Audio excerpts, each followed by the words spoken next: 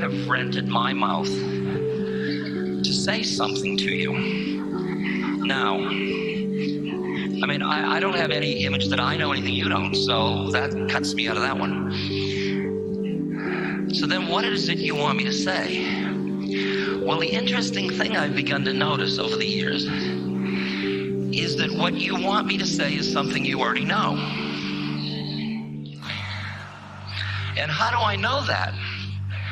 Because I say something infinitely wise that only the wisest people would understand, and you nod.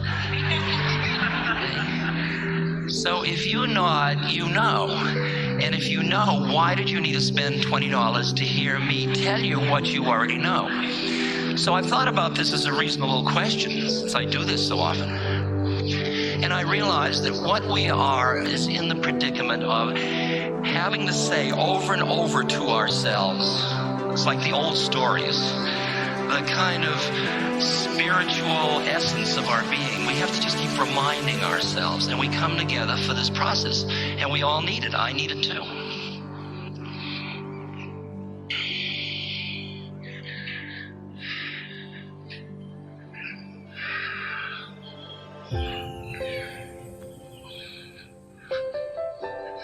I see in the audience many people who may not be as old as I am, but have memories. And I would just ask you, hasn't the journey been interesting? Hasn't it been fascinating? I mean, it actually blows me away to have survived, first of all, or survived in this form, and second, to get to the point where I really appreciate and enjoy the whole process. That's taken years.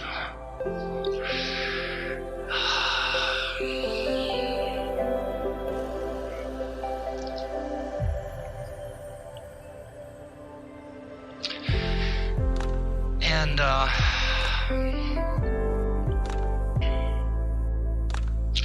it's been an interesting journey for me from inside my consciousness, not in terms of just the social events on the outside.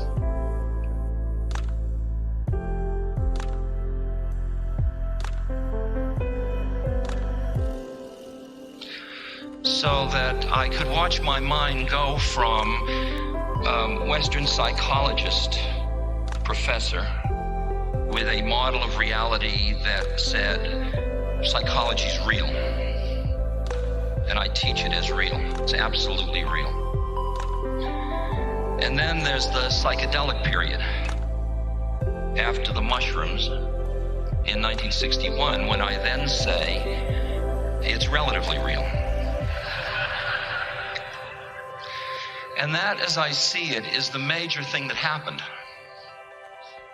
That I went from a culture I'd grown up in that saw everything as absolutely real. Like I learned Newtonian physics as if it was real. Then Einstein came along and said it depends on where you're standing.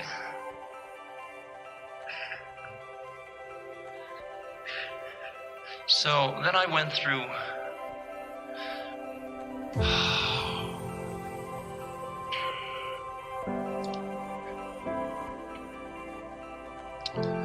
a lot of interesting stages. After I first got high, saw through the veil of who I thought I was, to appreciate who I was, or who I am, or who I will be when I finish being who I thought I was.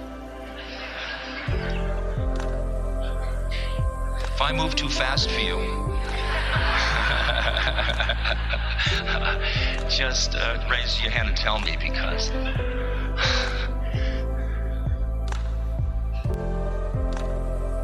either we all go or no one goes, actually.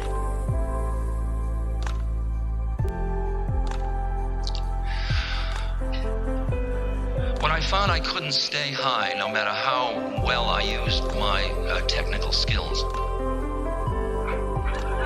but that I always came down, and that took years. But then I realized that, and then I went to India to see, because I had been introduced to all of these incredible maps from the East, from Buddhism and Hinduism and Taoism and Zen and all these different things, that showed me that while we were busy achieving external excellence, there were other people who were cultivating a very exact and articulated description of inner states. And I saw such delicate descriptions of the inner states that I was finding indescribable by Western cultural words and language, that I realized that I could read these maps, but something didn't happen in me when I read them. And I realized maybe I was standing in the wrong place. That is, if you've been acculturated to see reality a certain way, and then you read a book, you impose on that book your acculturation. And so maybe I was standing in the wrong place. So I went to India hoping I could find a map reader, somebody who could decipher the maps for me. And whom I was graced to meet was ℓ𝓭𝓪𝓼. And after he had taken 1,200 micrograms of acid and nothing had happened,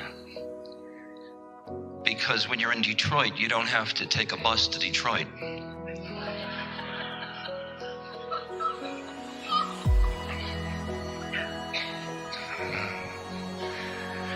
I realized that what he had done was just shown me that he had freed me from a method, and he had showed me that it was possible for a human being to simultaneously be aware on all the planes of consciousness at once.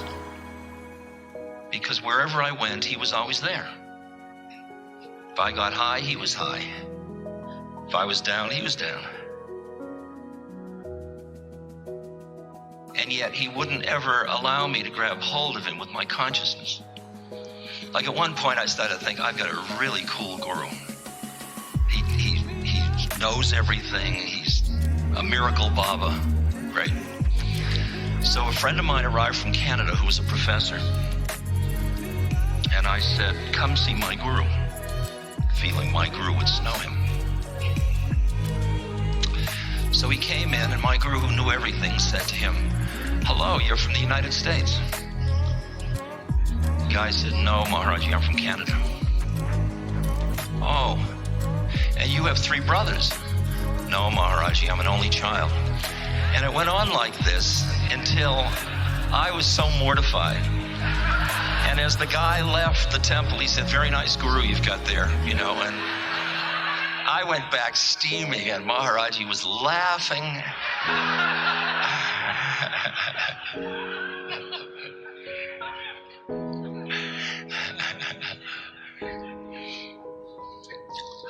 So he played with my mind. He played with my mind. It's delicious to find a playmate to play with your mind. Really, that's the gift of guru. That's the gift of wise friend. You know,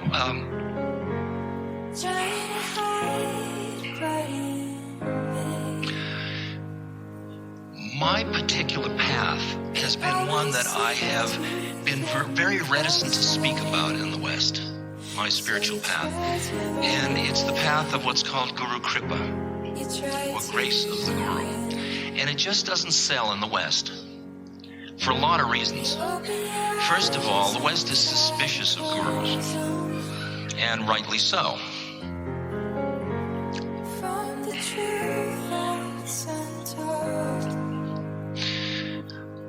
but also we aren't comfortable about having spirit in human form. That's a complicated one for us. And the other thing that why I didn't want to tell people, even if they got through all of that and had sympathetic joy for me, they would also, at some level, want the same thing. And my guru had left his body, and what could I offer? I had nobody to recommend. I mean, there were a lot of great ones around that other people said were, but I myself had not had an experience that would lead me to send them to another person. So I didn't want to hurt people, but then an interesting sequence has happened. So I just held on to my stories, and then in 1978, we collected lots of stories and published this book, Miracle of Love, which is 1,000 stories about ℓ𝓭𝓪𝓼, which don't create a human being at all, by the way. It's like pointless paintings or something.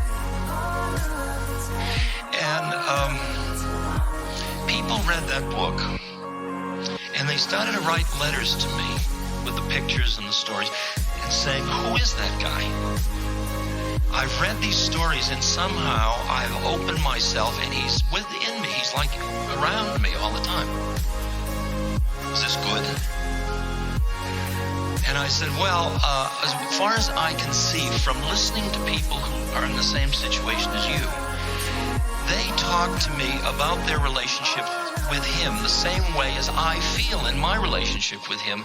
Therefore, I must assume they are all my guru brothers or sisters, and that they are as connected with him as I am, since he's dead anyway.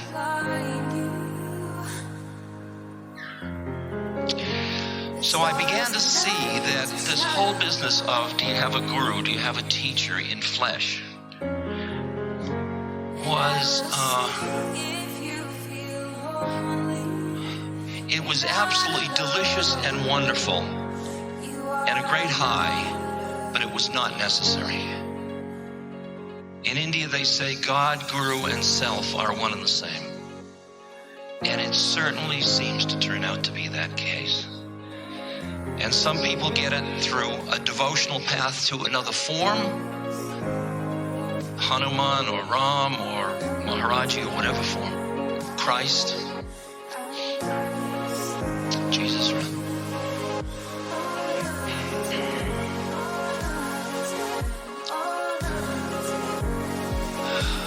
And some relate through the formless.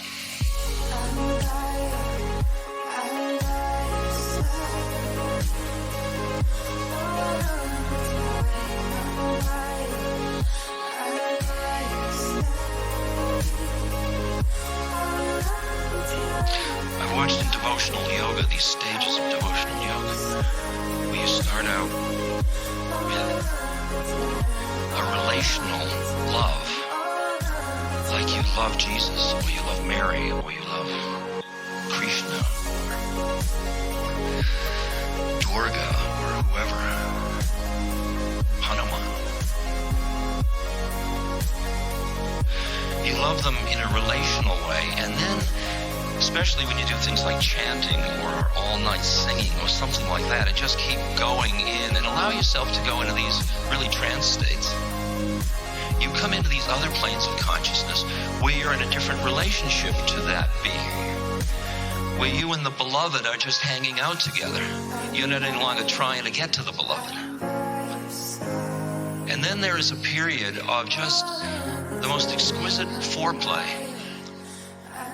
where you're hanging out with God in whatever form your root is. And for a real bhakti, they want to continue the foreplay, and they don't want the orgasm. They don't want the merging back into. They want to stay separate so they can enjoy loving the beloved. And actually, and there's one more stage, and that's where you merge with the beloved. And then you are the creation. You are what you are. You just are. fascinates me is that we are all these levels at once. What fascinates me is with what short shrift I dealt with myself in the old days.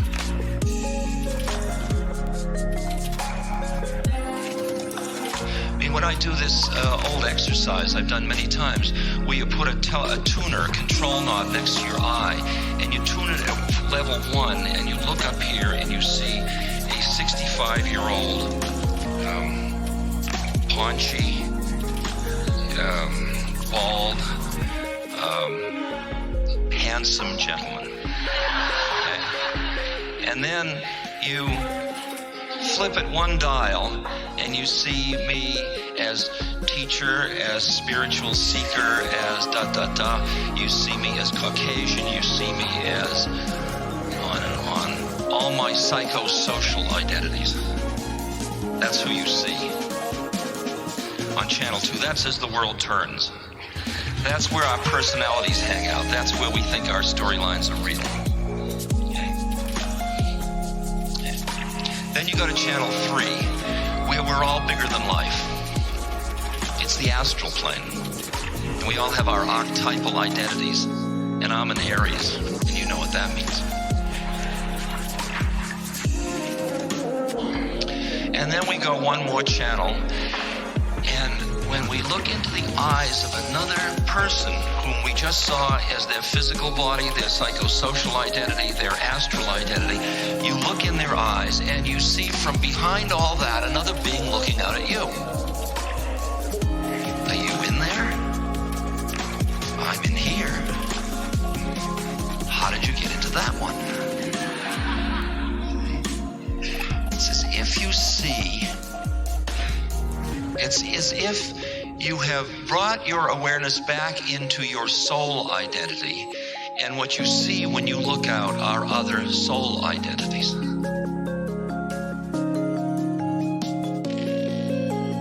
And then if you flip the dial once more, you see that those souls are all like Jivatmans. They're all little parts of one thing. They're like holography. And you realize that it's looking at itself, looking at itself, looking at itself. There's only one of us here in drag. Now it's interesting, you and I, from my point of view, exist as that one awareness. We also exist as souls who are aware of our predicament as souls. And we also exist as incarnates, as egos. And I'm using the word ego now to include your body and your personality and all the psychophysical shtick of channels 1 and 2.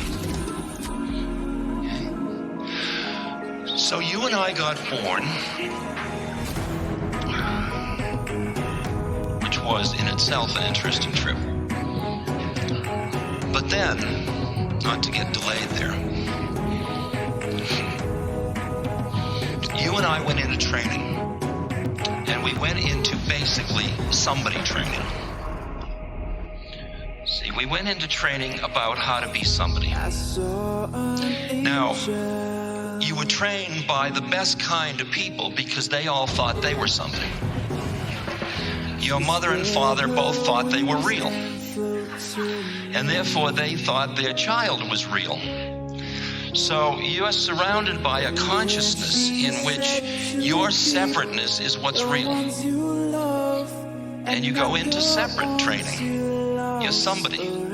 And you learn how to be somebody and get what you think you need. Because at first you think it's all one thing, and then slowly you see it doesn't always happen.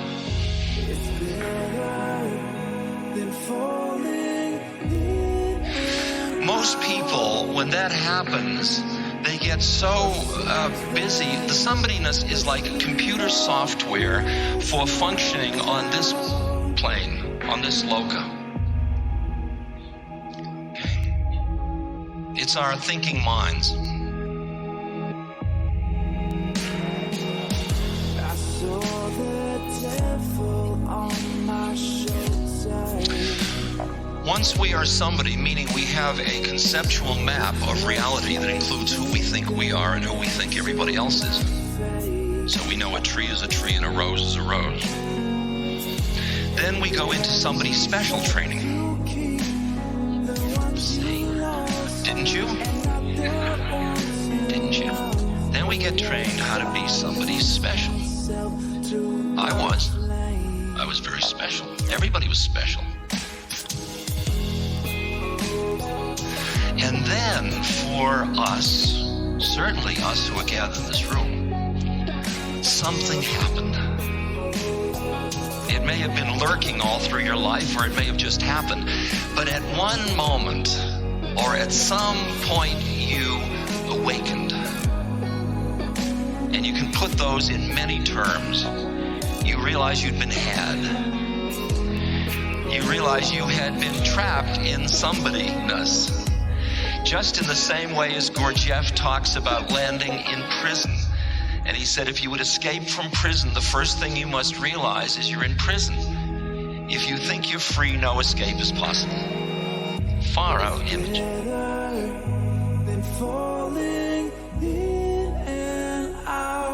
So you awaken.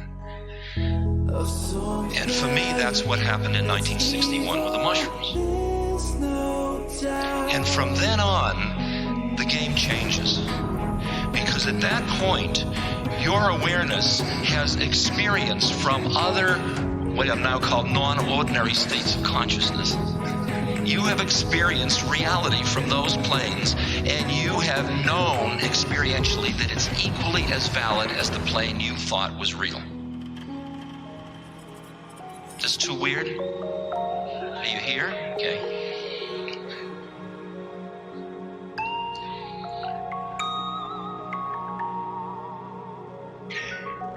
When I first awakened, the feelings I had were, I'm home.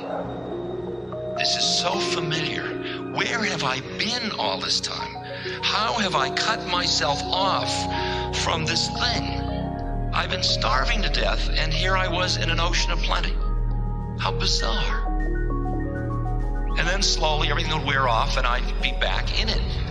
But I'd have the memory of that. And that memory kept compelling me forward to try to get into that state and stabilize it. So Maharaji showed me that that was possible. And what I have done since that time, which is the last 23 years, is to do the practices and live my life in such a way as to optimize my stabilizing myself in an awakened state. Because as far as I can understand, that is the most compassionate thing that I can do.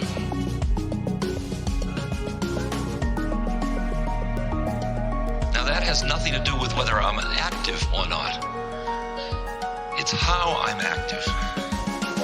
It's how I'm active. Because what I have seen to my own horror is a lot of my best intentions as an ego to relieve the suffering of others has ended up increasing the sum total of suffering in the world. Either because I suffered more than they did in trying to whatever.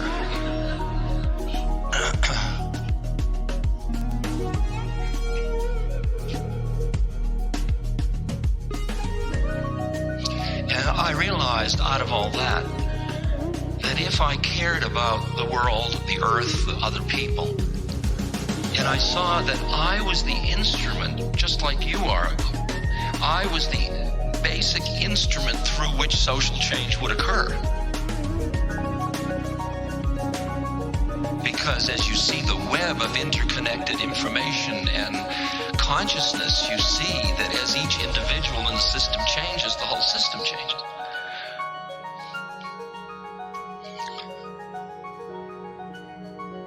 So I saw that I had to work on myself as a way of extricating my awareness from the exclusive identification with my ego structures, with my map of reality, with my identification with my desires, with my needs, with my wants.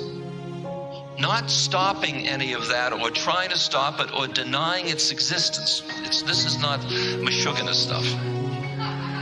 This is the ability to extricate yourself from exclusive identity with those things.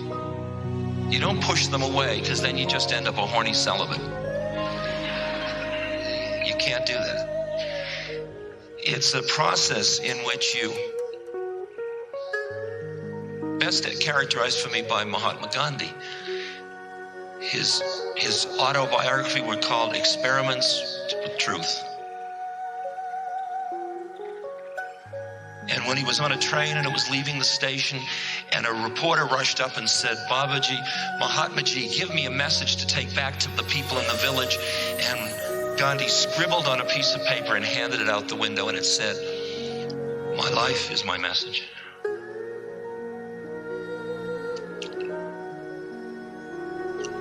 I assume you're saying the same thing. I would like to be. I would like to have the integrity that everything I know to be true inside is manifested at all the levels outward. I'm not. But I see that until I am, every message I send is a mixed message. Every message I send is not only a message of love, but it's a message of fear. It's interesting, I work a lot with people that are dying. So I'm often with people as they approach dying.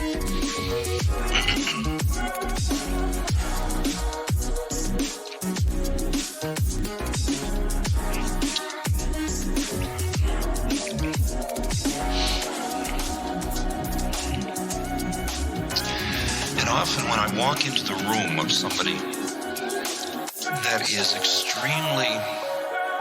that's suffering immensely, has, say, cancer or AIDS or Lou Gehrig's disease or whatever, ALS.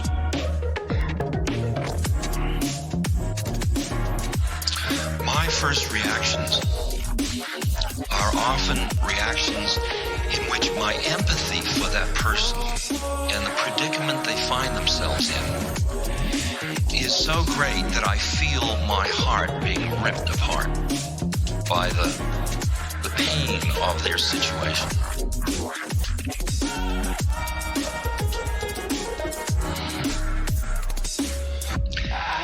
What I've learned to do is sit with that, not deny it, not try to push it away, but just sit with it until I quiet down and I find an inner center in which I then can rest in my own soul awareness, and I look out and I see a fellow soul who is in a different incarnation than I am. And it's an incarnation in which this person is going through this physical condition. But the soul is not going through the condition, the ego is. So when you meet a fellow soul, so when I go into the room, my job isn't to say to the person who's busy suffering and in pain, say, "Hey, that's just your ego, come on up and be with your soul." Because I have no moral right to decide about another person's karma. They all have their own work to do.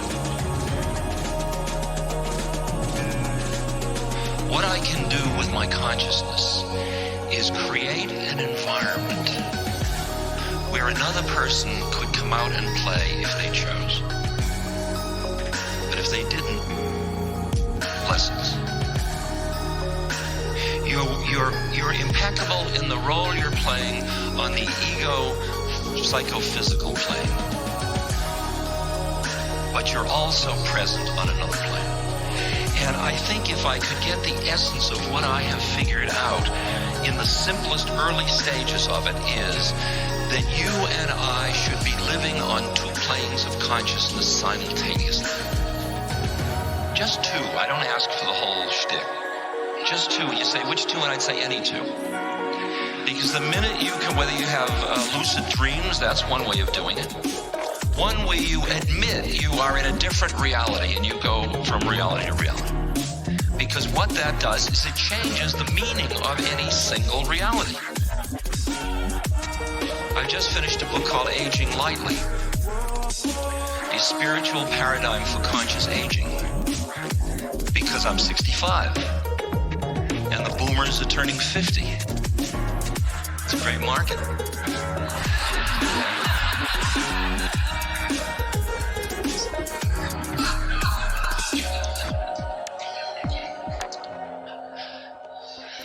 And I looked, you know what happened to me? I was on a train going from Westport to New York City, and it was a late evening train. It was in autumn, and I had been with my friend Judith Stanton. We had been out looking at the leaves and their height and beauty. And now I was in this dimly lit coach in the evening, sort of glowing from the day. And the station was closed, so you bought your ticket on the train, and the conductor came along the aisle and he said, "Tickets, please." And I said, "I'd like to buy one from you." And he said, "What kind do you want?" And I said, "Do I have a choice?" And he said, "Regular or senior?"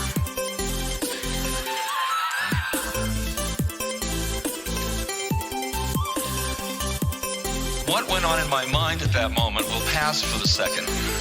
But what I said to him was, "Senior?"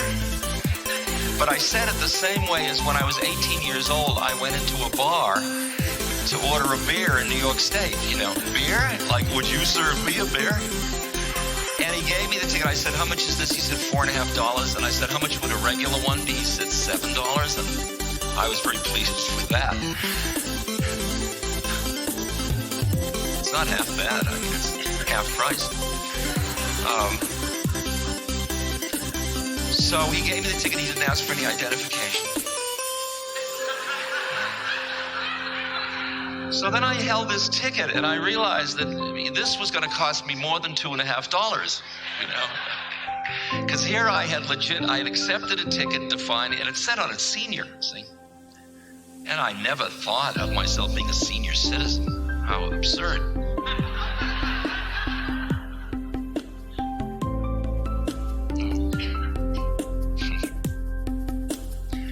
And it felt weird. And instead of pushing away the weird feeling like I did when I was 60, see, when I was 60, I really tried to milk it. I thought, I've been treating birthdays like nothing.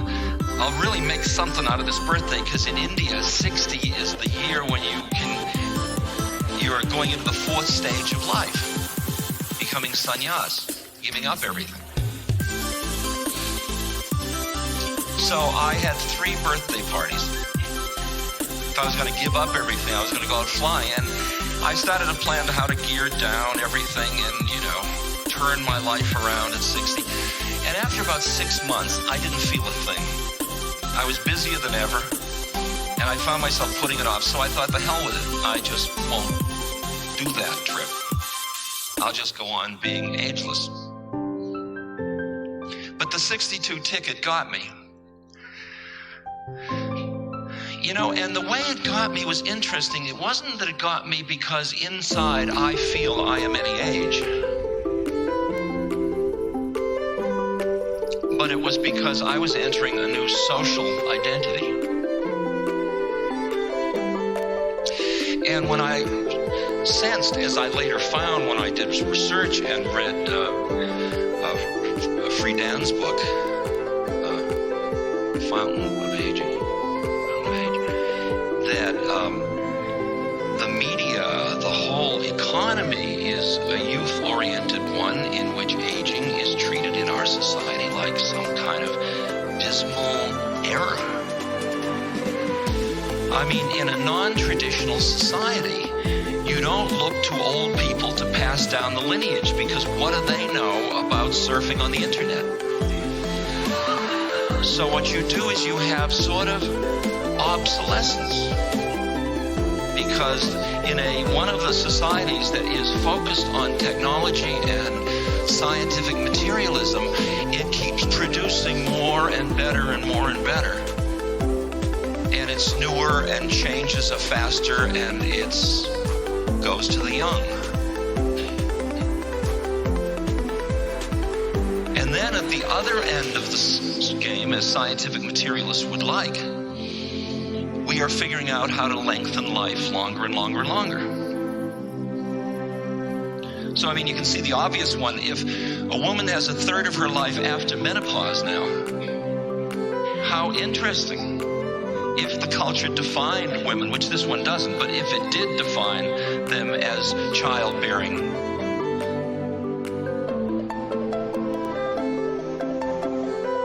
but when you see that the way in which aging is depicted in television or in the media, but what's happened at this moment and why this conversation is relevant, I think, is because of the demography, the game has just changed. That the power now moves, the advertising dollar and the political vote now moves to old people. We can not only have kneeling buses, we can have kneeling senators, you can have anything you want. See, and the interesting question is, which of the mythology, how, when you look at a dysfunctional mythology about aging in a culture, how do you get rid of it? Well, the way I see to get rid of it is to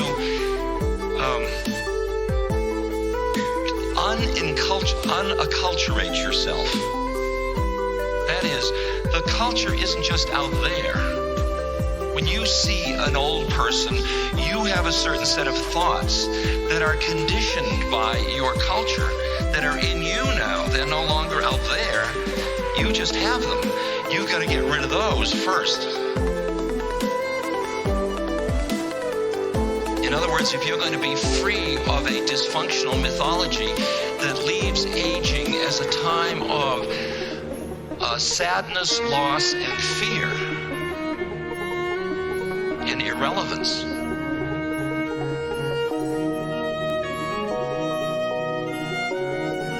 it's certainly going to color the quality of your life.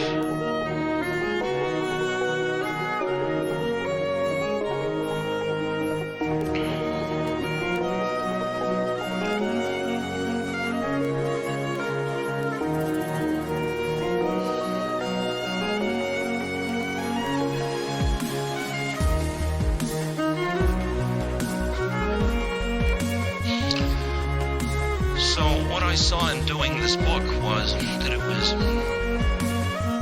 that what aged in us was one of the planes of reality we exist on. That is, our body's age and our mind's age and our thought processes age. But there are other planes on which aging is not a relevant variable at all, where you actually have experiences inside yourself of timelessness. You're living simultaneously in time and not in time. But see how busy the external chronology of days, months, hours, seconds, time, movement, past, future permeates your mind. In fact, when you look at old people's consciousness, since I've been doing that, you see that as people get older and their future gets grimmer, from their point of view, they flip into the past. So then they only tell stories about the past to each other.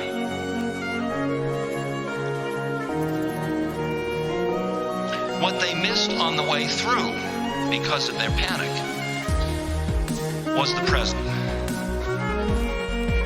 And the present was their salvation. Because had they been able to come into the present moment, they would have gone right through the doorway into timelessness. Because in a moment there is no time. Time is the relation between two moments. When you live in one moment, you're not living in time. Okay, new moment.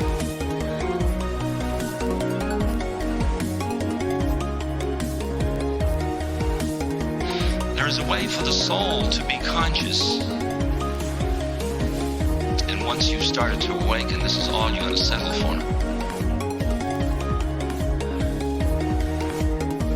are deeply involved in the storyline of your incarnation.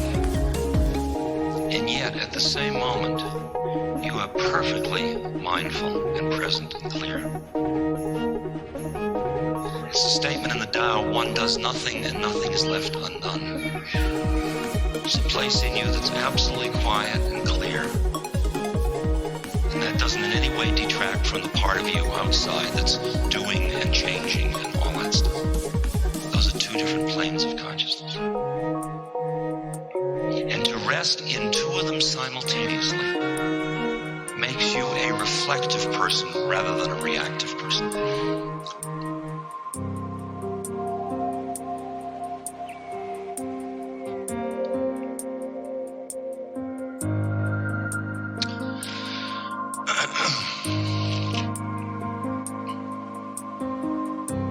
What intrigues me about the 60s to the 90s that I was talking about earlier is that what happened in the 60s and what happened with civil rights, with anti-Vietnam, with sexual freedom, with the environment, beginning of the women's movement, with gay rights, with on and on and on. I mean, that all blew up at one moment.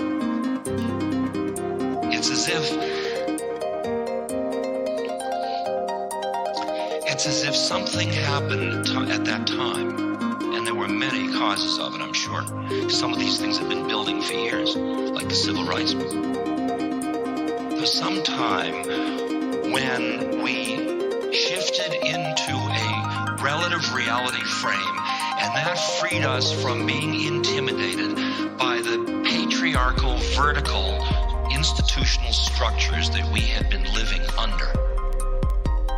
And they just began to look like paper tigers to us. And we thought at that time, it's so obvious how people are caught in their minds. Now that we see it, everybody will see it. It turned out everybody didn't see it. And that was the naivete of the 60s.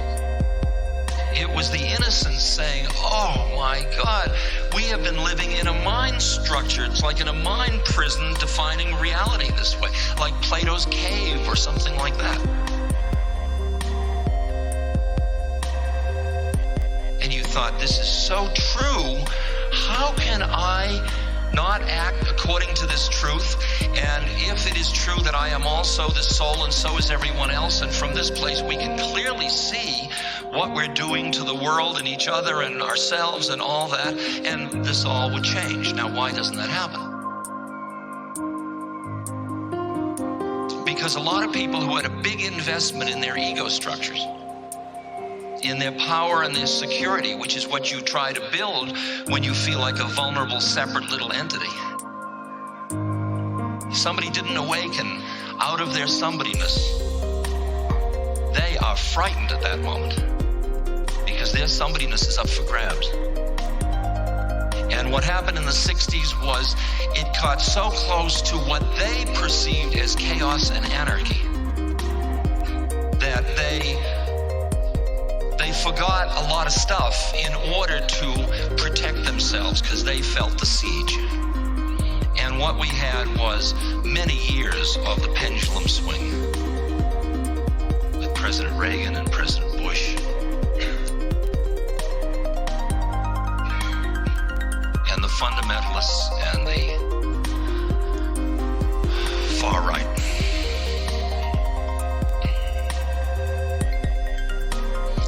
Now, in the 90s, the pendulum is starting to quiet down. And the interesting question is, since many of us, for one reason or another,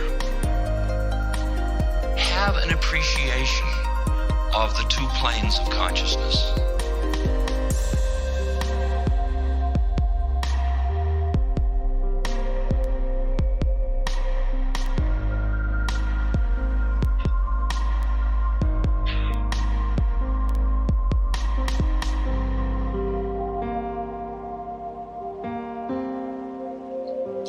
soul seeing how it all is unfolding.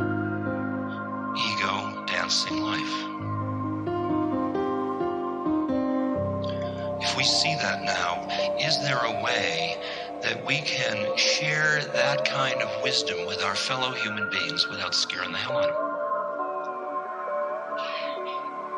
I had an interesting conversation with a man who you might think you might have a political reaction to, but it's a very interesting man. I've become a friend of Lawrence Rockefeller, he's 86, and he's the elder of that empire. And at one point he was talking, we talk a lot about the change in consciousness and the paradigm shifts in the culture.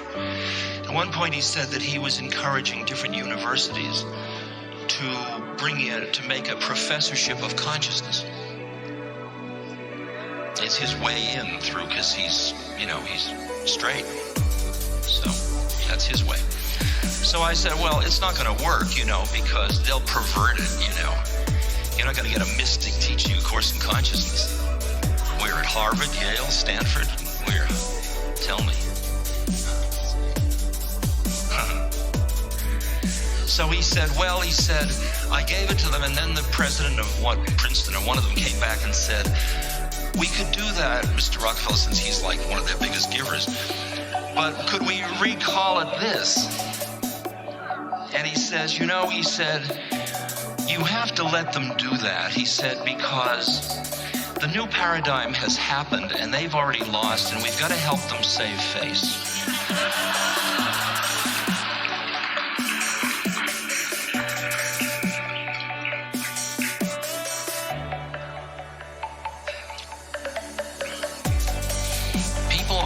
Ask me, or they used to, I don't think they do so much now, but they used to ask me, are we about to have, is this the Armageddon?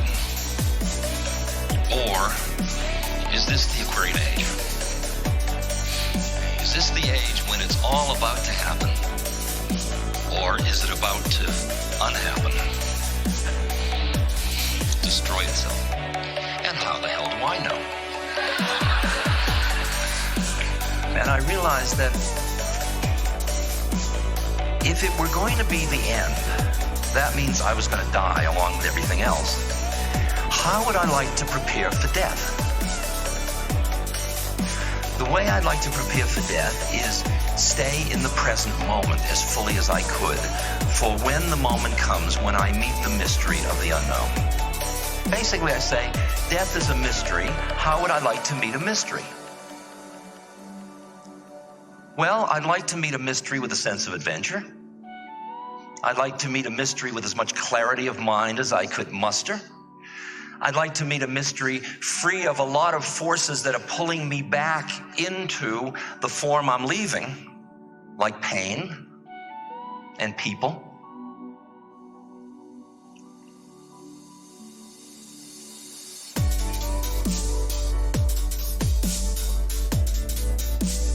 So if it were going to be Armageddon, I'd like to prepare for my own death, which is exactly what in the East they understand their life to be about, because they live in a reincarnational model.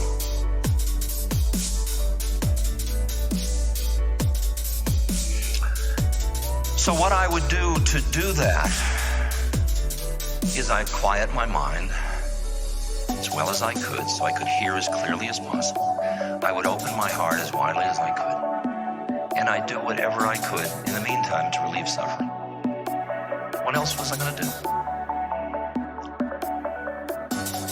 But I'd use it all as a preparation for my moment of death. Now, if on the other hand, this was the Aquarian Age, and this was the great transformation, and we were about to move into another collective consciousness in which we would live with a new awareness, what could I do to help that happen? How could I become one of those instead of a dragging of the feet? Well, I could quiet my mind, I could open my heart, and I could relieve the suffering around me. So, it didn't make a hell of a lot of difference. Because I was going to do the same thing now anyway, and live fully in this moment, so that when this moment is that mysterious doorway moment, I'll be right here. Dropping the body, huh?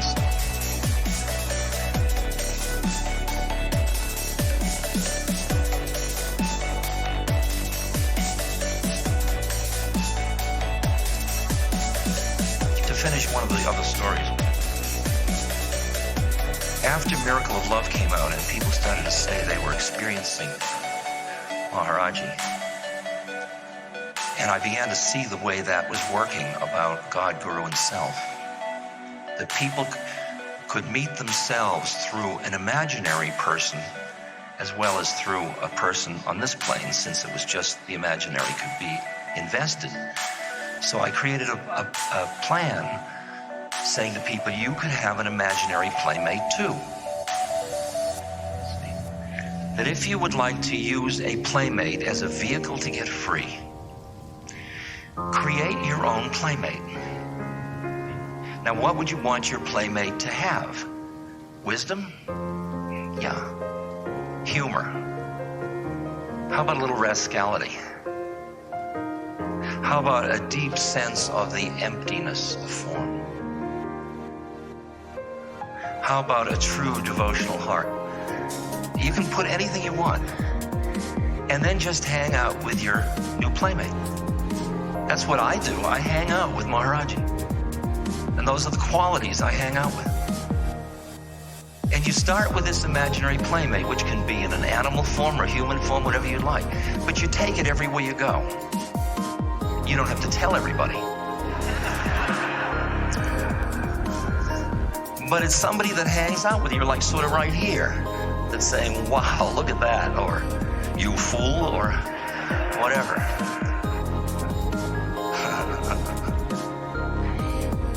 Basically, what you're doing is inventing a soul to awaken you out of your ego trip, to recognize that you too are a soul.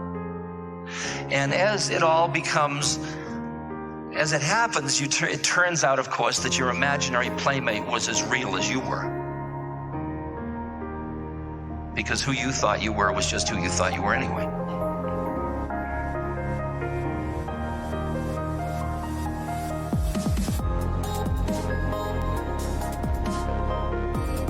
So now I can talk about Maharaji.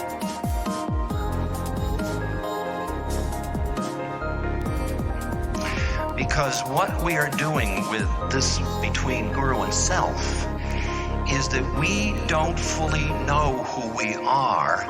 And that part of us who we are, the deeper truth of who we are, we can't get to.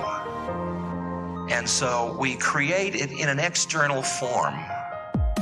And then we hang out with it, and slowly, when you hang out with people, you become more and more tuned to the way they see the world. Until you're all hanging out together.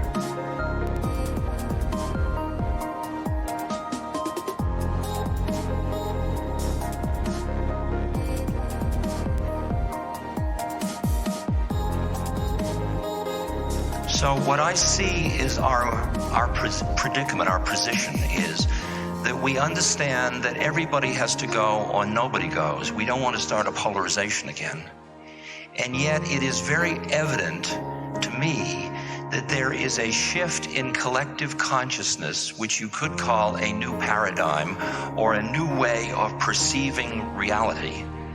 And it means that people are starting to meet, whether you want to call it by whatever level, on other states of consciousness or as soul to soul.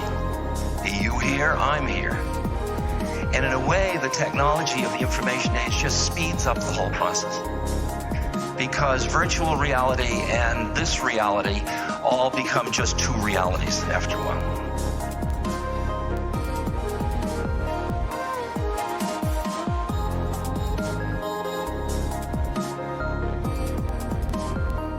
I was with a very great Lama, who I'm sure many of you knew when he was in his body, ℓ𝓼𝓼 Rinpoche.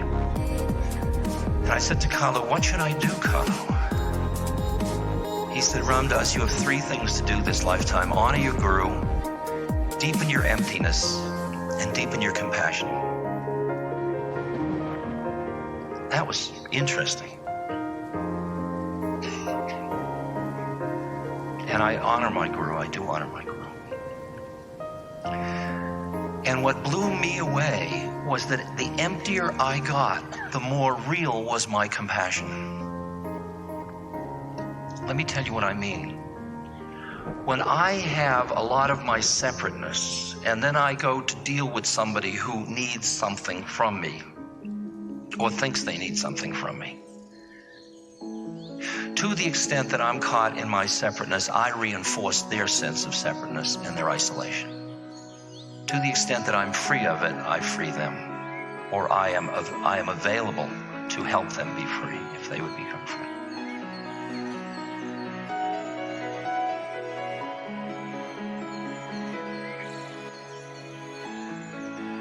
As I rest in two planes of consciousness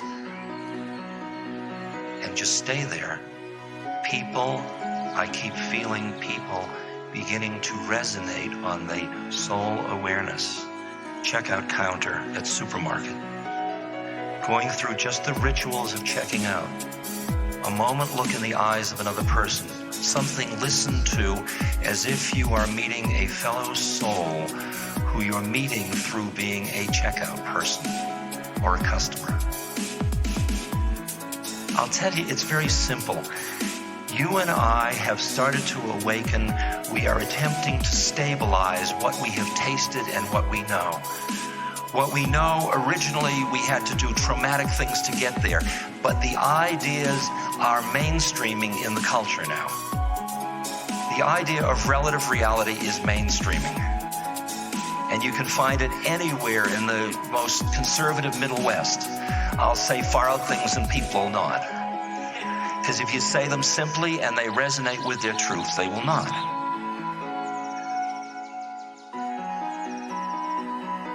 So now I see in the culture is a ripeness for starting to live from more than one level of consciousness, and what I saw was that as I extricated myself more and more and kept working through the boundaries of my consciousness, the way I saw you changed. I went from seeing you on channel 1 and 2, and then I kept going and going and going. But I looked at you, and at first I saw you as her or him or them. And then I looked at you and I saw that we were all interdependent, interbeing. And I said, you are us. We are us. And then, flipping the consciousness once more, I look and I see, you are me. And then I see that any suffering you have is like a splinter in one hand. And I pull it out with the other finger. And this hand doesn't say to this hand, thank you. It could, but it doesn't usually. Because they both recognize they are part of one thing. That's compassion. See, compassion comes when it's your suffering. It's not their suffering. Kindness comes with their suffering, and righteousness and guilt and pity and all the rest of it. But the compassion, where you go from I do a compassionate thing to I'm a compassionate person to, and this is where the emptiness comes in, where that going from soul into awareness comes, that ultimate dying, then at that point, compassion is. Suffering is and compassion is, and there's nothing personal about it. It's interesting, people come up and say, thank you for, look, I feel like saying, I'll tell him if I see him. You know? It's interesting, you must have the same predicament, every human being does. You are walking through a web of projections of other people's minds as to who you are and who they are. And they are trying to get you to reassure them that their costume is on straight. So you see me as who I think I am, and I'll try to see you as who you think you are, and we'll make believe this is real so we won't frighten ourselves.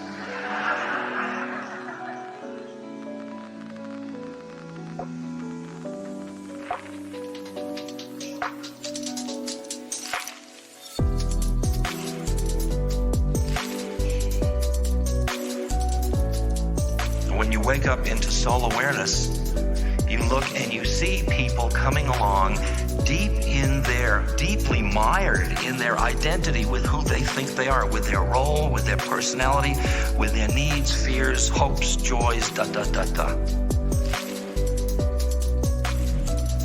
And you play with them in the world they live in, but you're also available if they'd like to say, doing well, aren't I?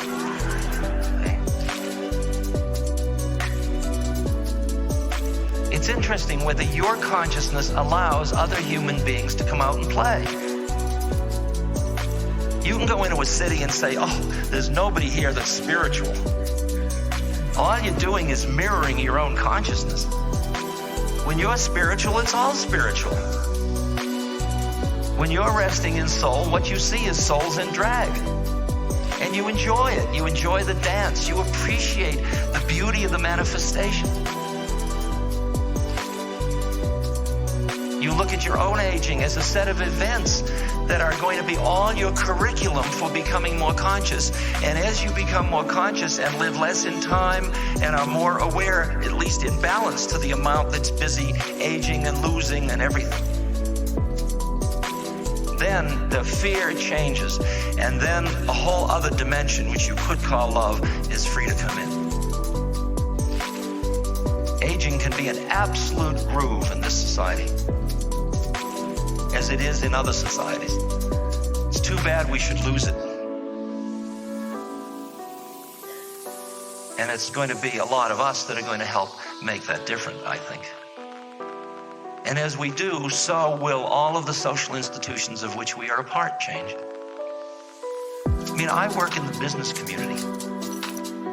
I work on the board of a thing called the Social Venture Network, which is a group of people like Ben and Jerry and Calvert's Fund, and people who are at least, I mean, they may be screwing up left and right, but they are attempting to integrate their concern about justice and compassion and sustainability, and they're trying to integrate that with the business ethic. And it's not easy. Most of us walk away from a problem like that and write off business as untrammeled greed. But the fact is that most of the people that are running all those shows have in them an appreciation of their predicament. That's the other level of consciousness we're going to work with. We get together and everybody's an entrepreneur and doing their business. Behind it all, we are a group of people seeing the predicament we're all in and figuring out what's changeable, what isn't. If you change one thing, you go out of business. You can't compete. Pay a living wage, you lose all your customers, you lose your business. But you can feel the edge of this kind of awakened consciousness playing itself out in the business world now. Just beginning. I was talking to a friend who works in the White House. And I said, is there anybody in the White House that's reflective? Is there anybody that's contemplative? I mean, I wasn't looking for a job, but usually kings have wise persons around them who don't have any line role. They're just there to keep the vision, to keep the integration going. And the guy said, what are you, out of your mind? He said, this is like being in a Vietnam foxhole. He said, it's hardly a time to meditate. I dispute that, but that's all right. But I would say that in watching the recent debates between Frick and Frack, that the plane of consciousness that politics has been played out is basically over. It's basically over. People see through it too much. That's why nobody votes. And that's a very interesting moment, isn't it? I find it interesting.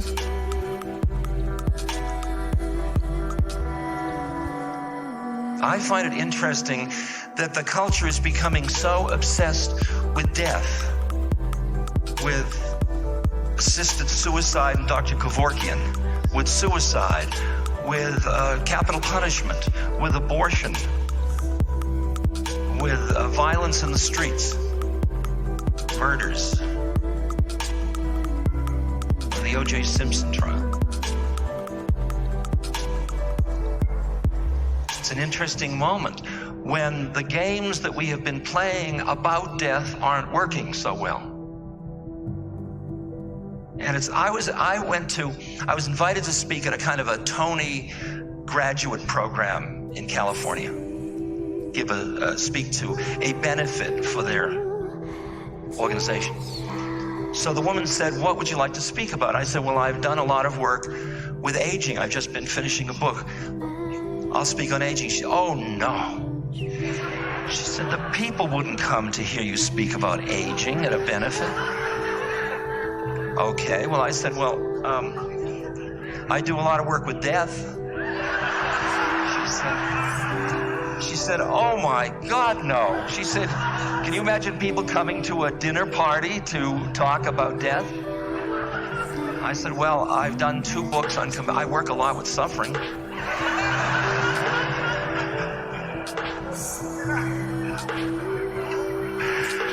So she finally titled the lecture, "Mining the Riches of Life," which got them there, of course, being very successful people.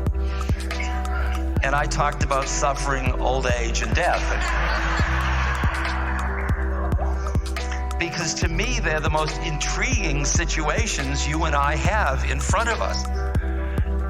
And until we solve this one, we don't hear what's happening anyway. What happened to me was that I tried, once I wanted to get high and I came down, then I figured out I could get high and stay there, but in order to do that I had to push away down. So I pushed away and became really, really monastic and renunciant.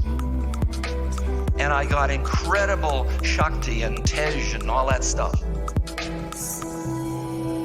But the predicament was I wasn't free. And I saw that as long as I was pushing away anything, I wasn't free. Attractions and aversions will get you every time, the clinging of mind. And I saw that I was pushing away life. I was pushing away the passions of life for fear I'd get lost in them. So I was staying really holy. So I turned around and I realized that my life was going to be my vehicle to freedom. And that I was going to embrace my life, embrace my ego, embrace that whole structure into myself, into my being. And the first thing that struck me like a cold glass of water in the face was the immensity of the suffering. Because I realized that I had pushed all that away because I didn't know how to deal with the suffering. And whether we do it denial or rationalization or whatever it is, you and I are just faced with immense presence of suffering.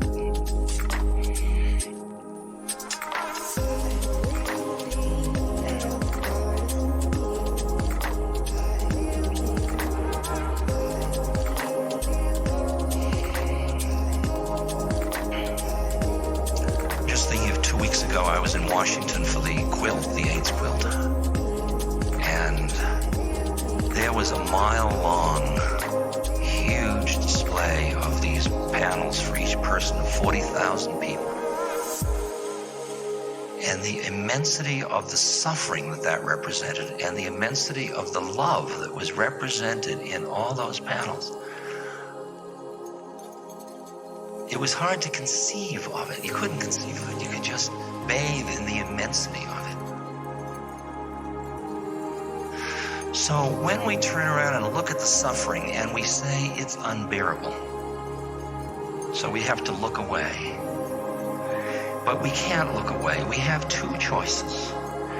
One is to change the world so we don't see the suffering or so it goes away, make the suffering go away.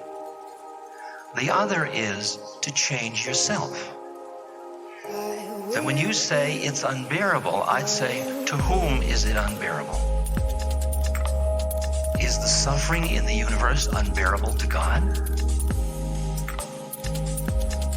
if you were who you really are without the veil, would you be able to understand or have a sense of the wisdom of the universe sufficient to allow you to be able to look at suffering and look at your breaking, personal, separate, emotional heart breaking about that suffering, and at the same moment have another part of your consciousness that dealt with the deep wisdom and mystery that lay just behind what you were seeing and what you were thinking?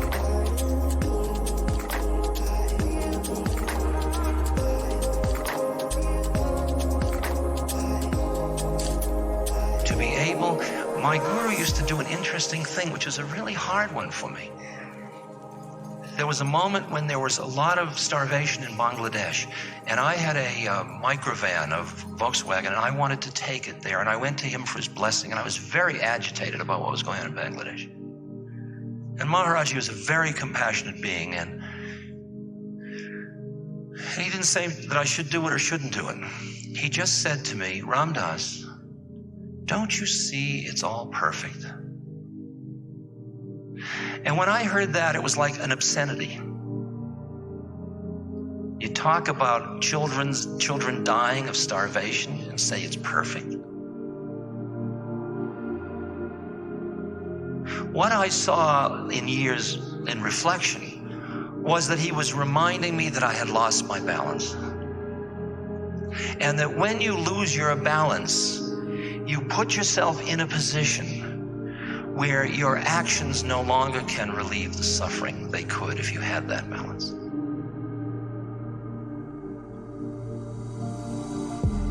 So what you do is you become that being that can bear the unbearable. Not through denial, not through coldness, not through anything else, but through being with what is. Because you can't live in the moment if you're busy making believe a lot of stuff doesn't exist. This society is making believe that the underclass does not exist. We are living as if it doesn't exist. And we're hiding it under ethnic stuff and all kinds of stuff. But basically, there is an extremely unfair and unjust system we are part of.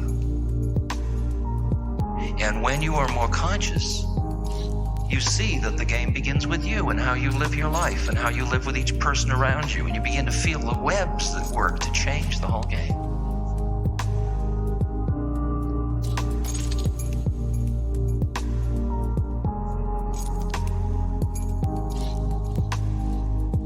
Once you can look at the suffering and be with it as it is and realize it's not their suffering in Bosnia, it's the suffering. It's not their suffering in Africa. It's not their suffering in Israel. It's our suffering. It's not their suffering in inner city. It's our suffering. It's not their suffering with AIDS. It's our suffering. And then when you open to that immensity of the suffering, what arises in absolute equal measure out of you is this quality of compassion, of hearing what part you play in the balance of it.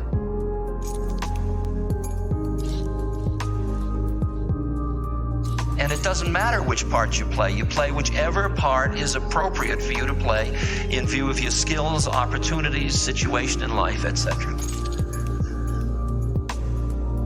And you realize you're just part of a process of transformation.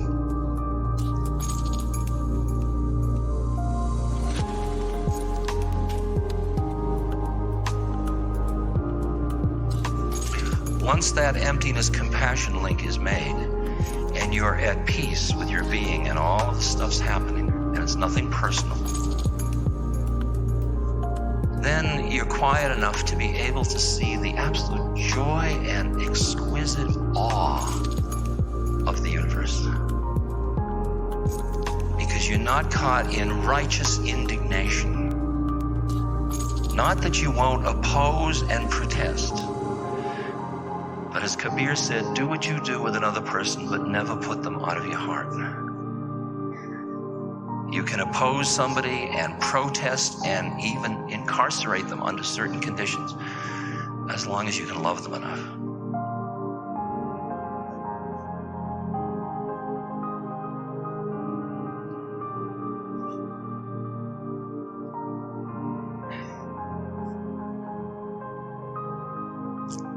What I have seen in this approaching millennium is that I just as soon use the thing of what is going to change.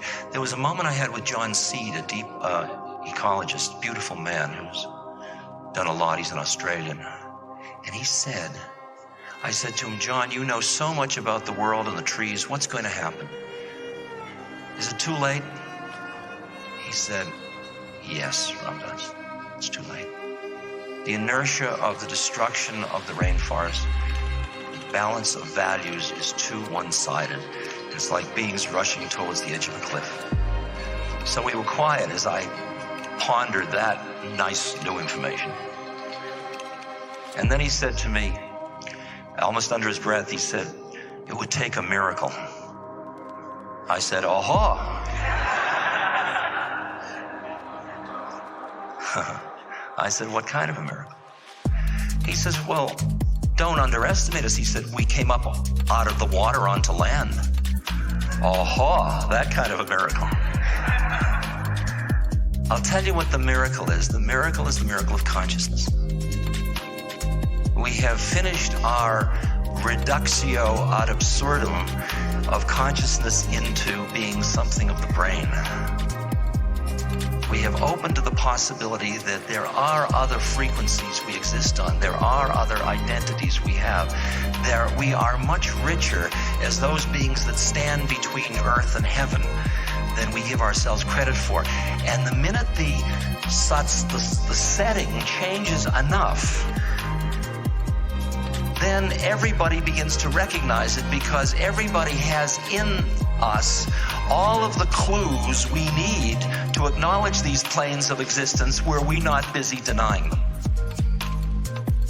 In other words, you see yourself as ego, soul, awareness. And as you begin to awaken into soul, you see how much the ego has been denying your own beauty and ignored so much information.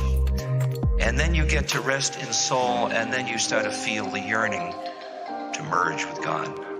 The poetry of Kabir and Rumi and Hafiz.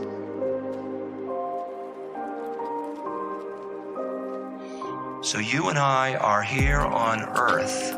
The basic game is the game of awakening. The basic game is the game of becoming a free awareness. Because that free awareness is capable of being an instrument for the freedom of others. And that's where the root suffering is, being trapped.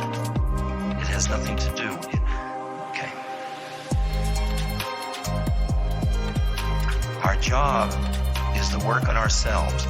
We then use all of our life experiences. At first, you just go to church on Sundays and think it's enough. But once you've tasted of what's possible for the human being, you can't stop. And it goes from being Sunday morning to then you suddenly find yourself sitting quietly now and then contemplating a tree. And after a while, you find yourself more and more and more until you say, why is any part of my life exempt from this? I so want to be free, and I so can taste that that's who I am, that why don't I use everything in my life as a vehicle to transform myself? So then you help somebody as work on yourself, because the freer you become, the more you're really helping somebody. Feel the circle? So you work on yourself not out of narcissism, not out of screw everybody else, I'm going to work on myself. You work on yourself as an act of compassion. But you realize when you start to see it, you can't work on yourself by making believe the rest of the world doesn't exist. Because that's going to cost you. So ultimately, you have to find a way to make peace. And for me to make peace means to be very much in the world, in it all, and at the same moment, be sitting absolutely empty. So you, as ℓ𝓼𝓼 said, you huff and you puff, and you make believe it matters, even though you know. Now see, he'd say that it doesn't, but I wouldn't say that, because that's saying it from one plane. I'd say that it's only relative reality. And I'll tell you, once you can rest in soul awareness and understand relative reality, you can take chronic illness, you can take dying of friends, you can take all of the stuff, the loss of this and that, of people, of dreams, of all of it, and all of it can just bring you closer and closer to the truth of your being. And once you see it, you're a jerk not to do it. See, it's not like, I don't give a damn whether you do it. That's your problem. That's all I say, is all I can do it is do it.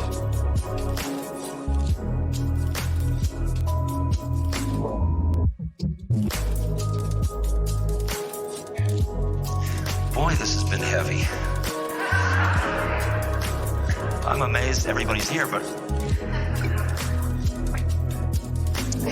the next section of this thing changes completely, but we're going to take a break first. But then, so those of you that say, who the hell is this? I got to get out of here, can do that. Say, well, the snow is terrible, I better go, you know. But whatever. The real juice of the evening starts after the intermission, when we start with questions and discussion back and forth, so that we can really talk to ourselves and see where we can deal with specific issues. So, okay, so should we take about a 10-minute intermission? Before we start the questions, let me also express to you how pleased I am that this is a benefit for the Lama Foundation and the ℓ𝓭𝓪𝓼 Baba Ashram.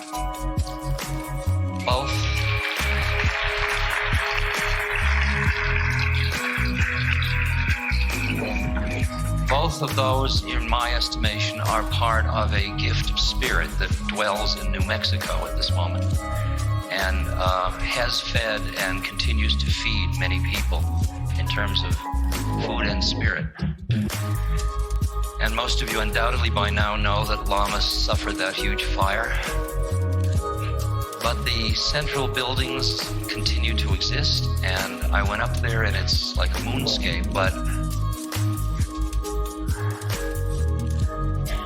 there was the crew working to stop erosion and to start to prepare. And I thought, gee, they should stop for a while and grieve. But I saw that that wasn't the message at all for them. That there was this tremendous energy to learn from this fire and start to grow again. So I'm going to teach there next summer. It's one of my things to honor that. So that's where your money's going tonight, and I'm happy for both Hanuman's home and Lama. And those of you that love Be Here Now should realize that Be Here Now came out of the Lama Foundation. So it's a New Mexico product that has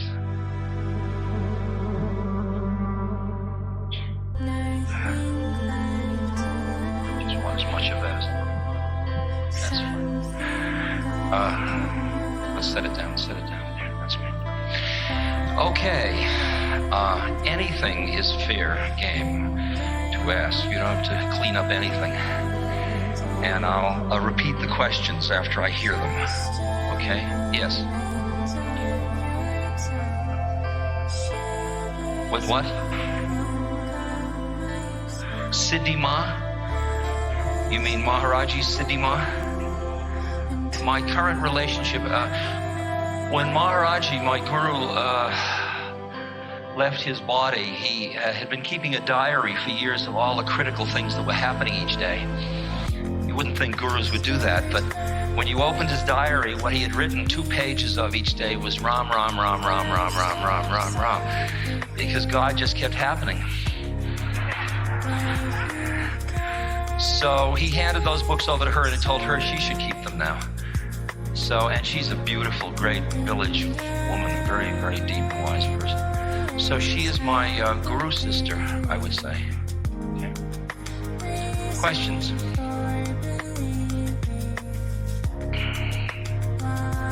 Behind me, yeah.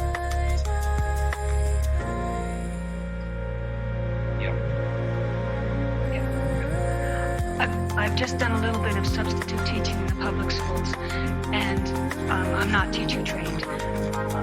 And I find myself in agony between what I call the expectation of being a tool of the system, quote, and wanting to be there for the kids in some way that's real and that's deep and that I can really serve. But they're already, so resistant, and there's so much going on in the interaction. How to understand and use that in a way that works. Got it. Good question. Do you hear it? You didn't hear the question. She is substitute teaching, and she finds a tremendous unbearable tension in herself between representing the system as it exists to honor her contract to fulfill a role and being there for the children in the way she understands it. And she feels that the kids have already been trained in such a way, so they're even resistant to that. Okay, there's a good example. If you are on the curriculum of awakening, this is a juicy one to work with. Really juicy. Because it's clear that that tension between the two of those things rips you apart. And to find the place in you where you can hold the values and then see the reality of what is and do what you can to bridge that gap by your being, by the work you do on yourself as you're offering to those kids. And then what happens is in the hands of God. It's not your business. Okay? So it becomes a vehicle for you, right? When you meet somebody who is busy being in their role like the kids are, and you want to meet them as a fellow soul, and they're what? They're out to get you.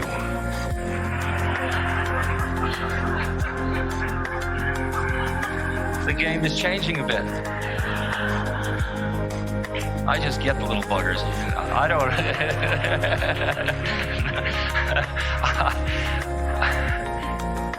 I'll tell you, if they're out to get you, that's the projection of their minds. And if their minds are clearer than yours, they got you. And if they aren't, they don't.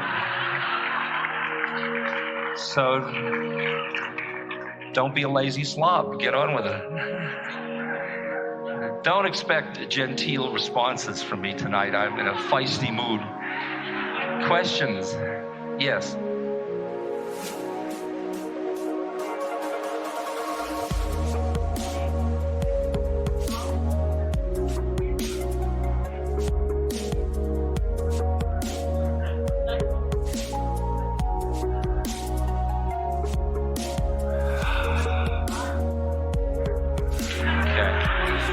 Wants to deal with anger. She wants to deal with anger. She's an angry driver.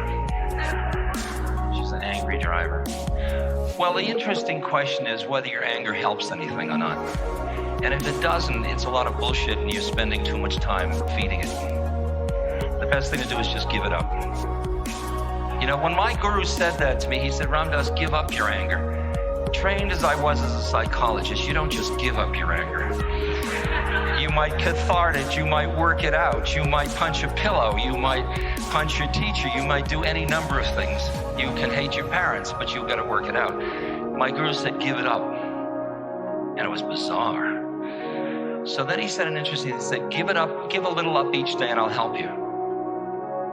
And what I've seen is every time I get angry, it's like for me now, diving from air into water. It's like going into a thicker medium. I don't even know it's anger yet. It could be lust. They often seem like, So, well, whatever it is, it's something, and I'm getting caught in identifying with an attitude, an opinion, a desire, an attachment, an aversion of something. and it's no fun. And I just know, and now I just want to get out of it. I don't want to figure out whether I should get out of it.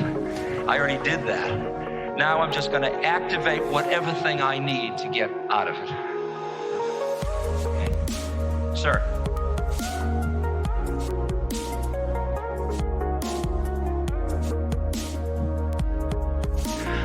How do you deal with the issues of karma and there being no self? This is a sort of a technical question. But as I look around, I'm not sure who else is here, so I will answer it technically. In the way in which I'm defining ego, soul, awareness.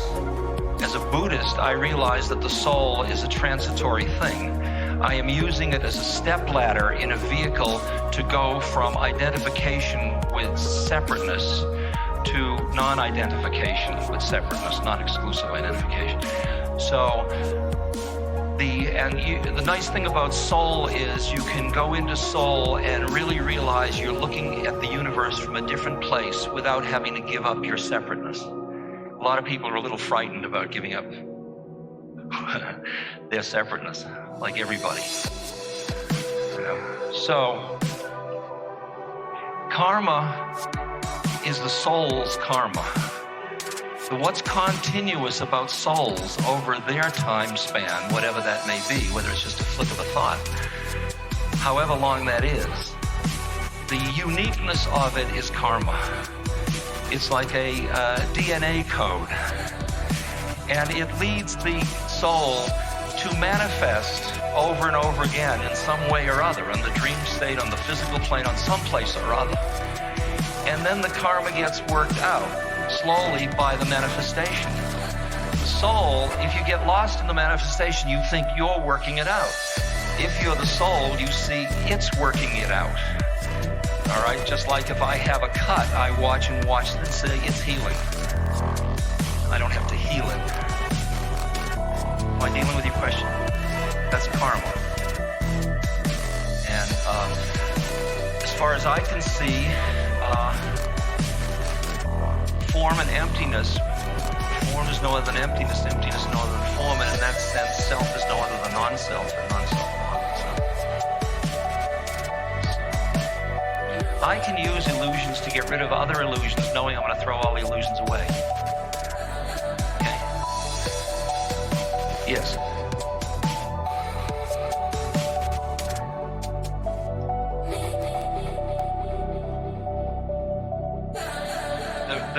The root of all false.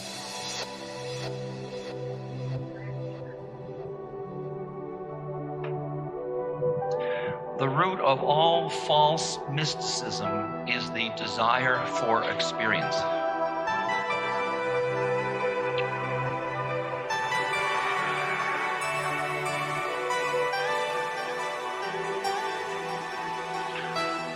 Well, I guess all I can go as far as is saying that desire for experience is one of the roots of false mysticism.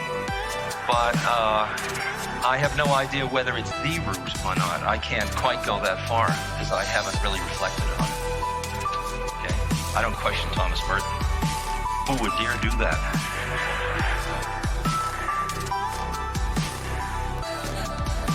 Yes. Yeah.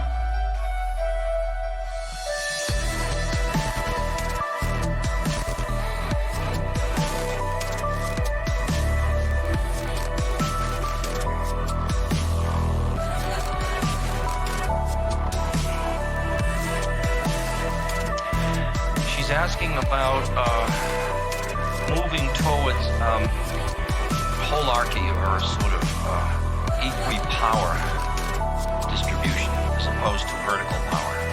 And where am I in that? Isn't that the question? What's my feeling? What's my feeling?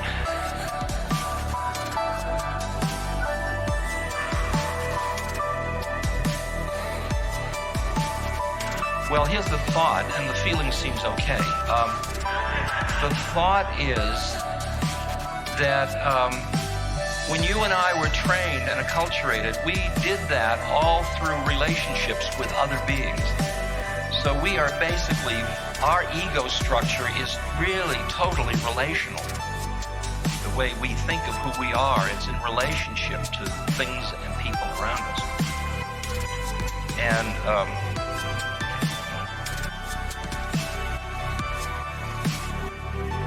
at some point,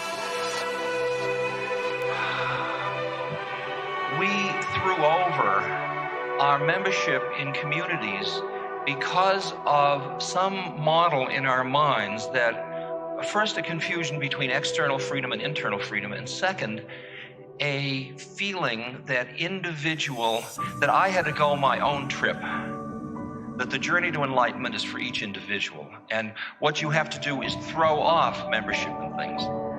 So there has been breakdown in the extended family, there has been breakdown in a lot of the membership in social structures that gave your ego life meaning. Now, we got so far over in what do I want, what do I need? You go into another culture, like I go to India all the time, where in the villages of India, they live with role identity, not personality identity. They fulfill their roles. I'm not arguing from it as whether it's bad or good. That isn't the issue. The issue is these people are identified with role, not personality. They don't ask, what do I want, what do I need? They ask, what's my part to play? What's my dharma? What's my dharma? And then you come back to our culture, and it looks like the backwater of a mental hospital. I mean, everybody is, I'm not getting enough. I want more, I need. I had a terrible childhood you don't understand, I deserve. I mean, it's so painful, it's so thick. And everybody walks down the street telling you this is who they are. And everybody, I mean, it's like a victimized society. It's a bizarre thing. And this is all psychodynamic stuff, you know? And I don't think that's interesting enough, basically. I mean, I think personality is kind of fun, you know, to play with, but to get caught in it is such a drag. Really, it's just not interesting enough. So I would say that there has been an awakening for me to the fact that I was so caught in individualism that I was losing my sense of community. And when my father was too old and I took care of him for many years, I wasn't the primary caretaker, but I made sure everything was all right and gave that whole scene a lot of stability for about 10 years. During that time, I watched my own consciousness go from the first thing when I was the one that moved into the house to take care of Dad. Everybody said, isn't he good to be doing that? See, you can hear that, where it comes from. And I milked it, see? I'd say, well, somebody has to do it, see? And I was busy being righteous. Well, I'll tell you, that lasted a few years, and they get worn out, see? Whatever scenario you think is going just isn't interesting enough. And so we got to the point where I decided taking care of Dad was my yoga. Dad, you're my yoga. Turn over, you know? And we ran out of that one. And then we got into a place where there was just the shitting and the cleaning up the shit. There was the feeding and the wiping, and there was just the dance being done, and nobody really gave a damn who was doing it. And I suddenly realized I'd come home into something that I had been so busy pushing away. I mean, he was a different generation. How could he understand how I felt about that? Some of you must have experienced that. And what happened was, as I let go of all these models of him and me and what I thought I was doing and just did it, he changed. And he started to be this absolute, I mean, I never really liked him. And he turned into this really, it was like Buddha. He was just absolutely beautiful. And we'd hold hands and look at the sunset. He never did that. He never did that. Once we were sitting out on his farm looking at the sunset. And he was looking out, and it was all, Dad had a lot of manicured lawns and stuff like that. isn't it beautiful, Rich? And I said, yeah, it sure is. There were purples and oranges. Oh, it was beautiful. He said, look at how tightly it's trimmed.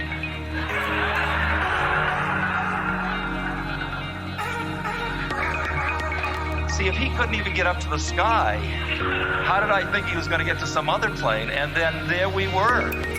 There we were, unexpected, believe me, to both of us. Just hanging out together. And people would come in and they freaked because he wasn't who he used to be. Somebody who didn't like him came in and said hi. And my father didn't answer, he just smiled. And the person went out and said, that bastard still won't talk to me.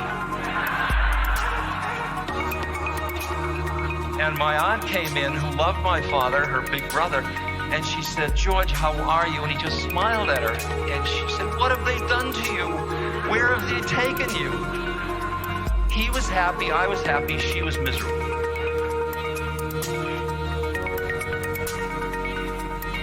And so what I learned was in this very natural way of just listening and finding my way through, I found my way back into that kind of whole scene you're talking about, as opposed to vertical kind of whole.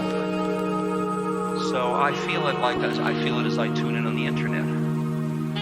I feel it in a lot of ways in which I feel there is a democratization of energy and power, consciousness and information is so clearly connected with power, and consciousness is better than information. And to the most conscious being go the spoils. So watch out, little friend. Questions? Yes.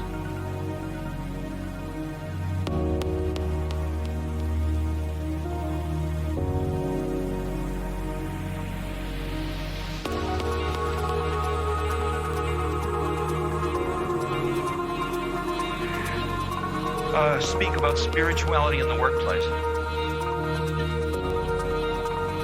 It always keeps coming back to the same thing. Where are you, by the way? There, okay. It always comes back to the same thing. It's you work on yourself. Because the workplace is just a model in your mind for an existential situation in which you're meeting other souls through various skills. Now the question is, do you meet as souls or do you meet only in your roles?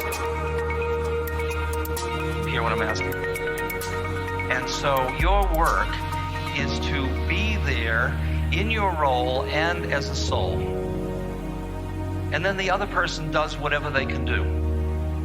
And then you're bringing into that workplace a level of consciousness that allows the whole scene to become more conscious without bulldozing anybody, because that's not going to work, believe me. So one of the things we've done, for example, is we've worked up like about 150-page statement of standards for businesses. Things that say, if I'm an ethical, moral, responsible human being, I really should think a little bit about the community where I'm dumping my waste. You know, it's just little issues like that. You know, and it's interesting to start to help businesses re-look at their bottom line in terms of these issues. And I think what is shifting also is the appreciation of the difference between stockholders and stakeholders. And that as we get to look at businesses in terms of stakeholders, we start to appreciate where change can happen much better. Am I dealing with your question? Sir?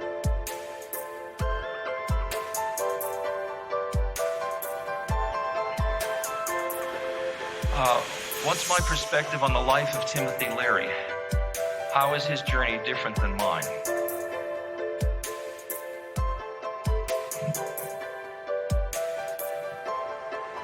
Well, I'll give you a delicious vignette.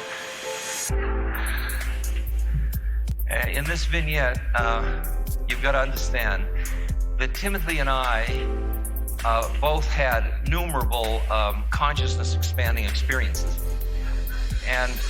But we responded differently to them, undoubtedly because of our karmic predilections.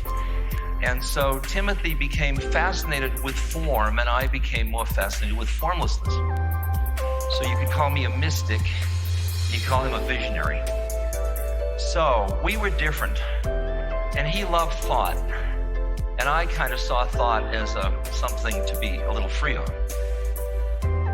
So now it's close to his death, and he is downloading his mind into his web page, because that's what a scientific materialist would do. He's also going to freeze his brain, that's the other thing he set up, cryonics, for later when it can be rewired. So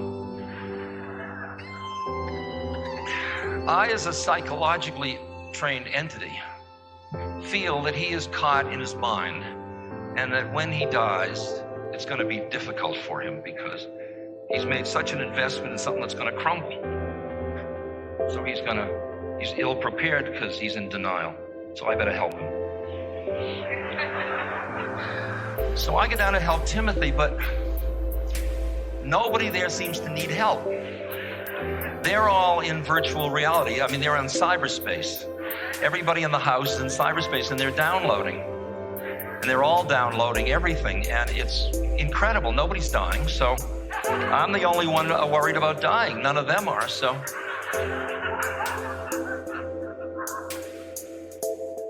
But I had my little suspicions. But he and I had this whole lifetime tension between these two views. So now he's dying. It's a few days before he's dying. He calls me around 11:30 at night. He says, "Richard, I think I'm losing my memory." So I said, "Yeah." He said, he said, "Memory's just about everything." I said, "Yep." I knew he thought that. He said, "But he said, there's something more than memory." I thought, aha. It's like a deathbed confession, like, wow. So I said, "Yeah." He said, "But I forgot."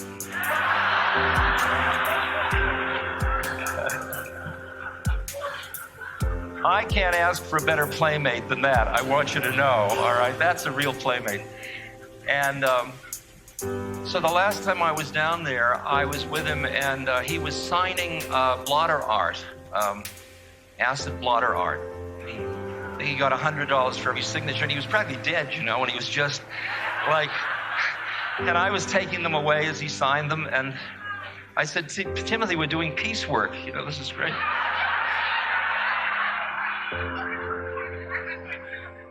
And I saw that he had this whole game around him, and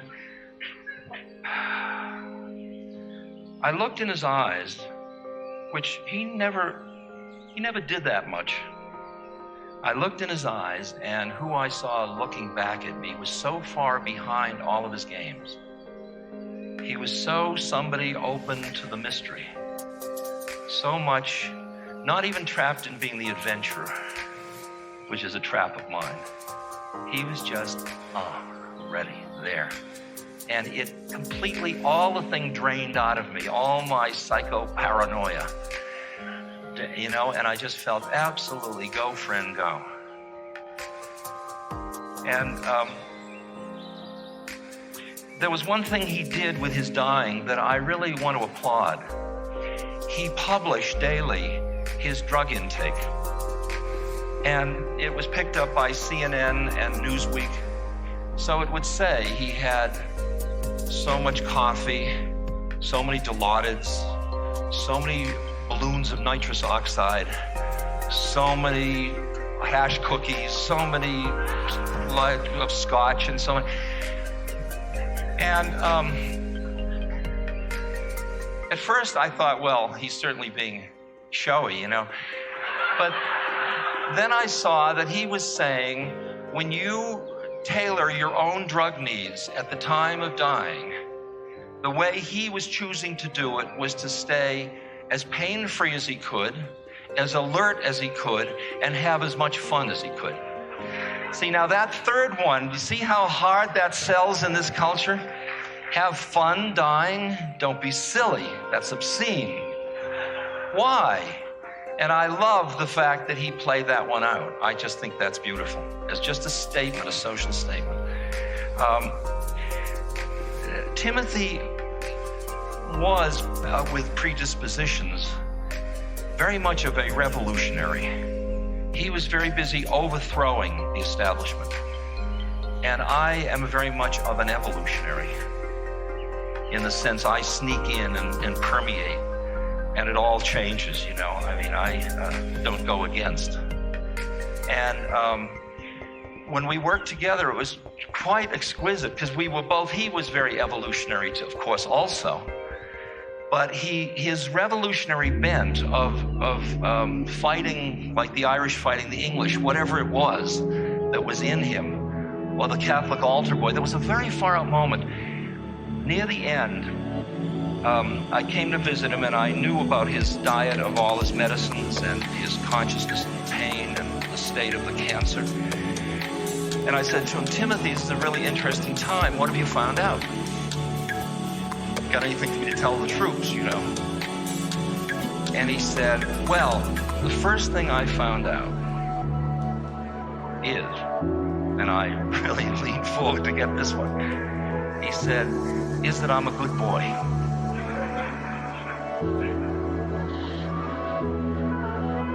Isn't that tasty? I mean, that's all. I just want to share that. Yeah. That's a big one.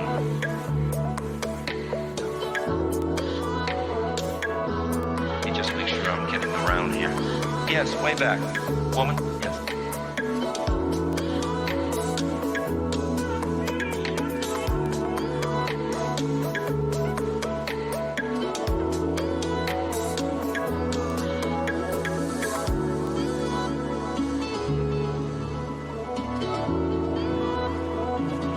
Youth suicide rate?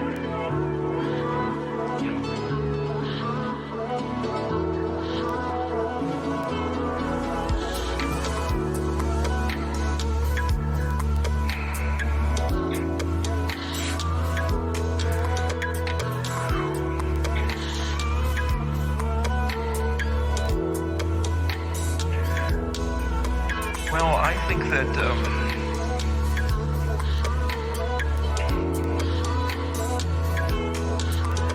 I think the death and sex are much closer together in cultural consciousness than they ever were before.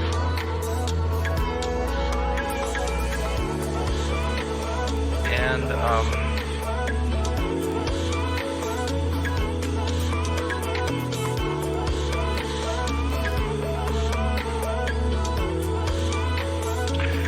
I think that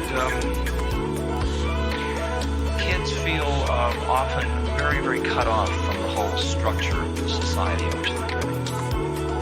Everybody, family, friends, everybody. And I think they're starving to death in their minds.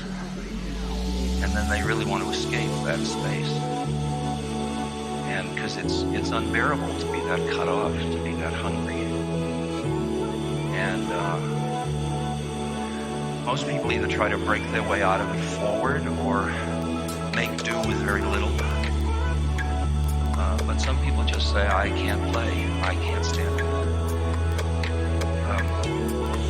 I mean, it may well be that the person is a very evolved being and is just dropping their body, and it's not like they're dying inappropriately, because since you don't know really what we're doing here, it's hard to figure out whether a child killing himself knows something you don't, or is making a terrible error. See, and it's very presumptuous in a way to act as if you do know when you don't know. I mean, sometimes I look at childhood deaths and I feel with the culture the pain of a young life not living out its dreams. But then a kind of little rascally part of my mind says, imagine we're all here in the 4th grade. We've all been born in the 4th grade, and somebody comes along and says, you're going on to the 5th grade early.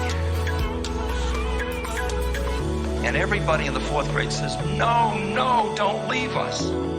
You're so young. And the other person's only going to the 5th grade. And I get a feeling at times that we are so enamored of where we think we are that we're not really, that it colors our judgment about how long people should live. I really have a sense that, and my guru said this at one point, nobody dies a minute too late or a minute too soon. Now I have to figure out why it could happen to that person at that moment. You know, or feel it and understand it in my heart. But not judge it. Not judge it. Yes?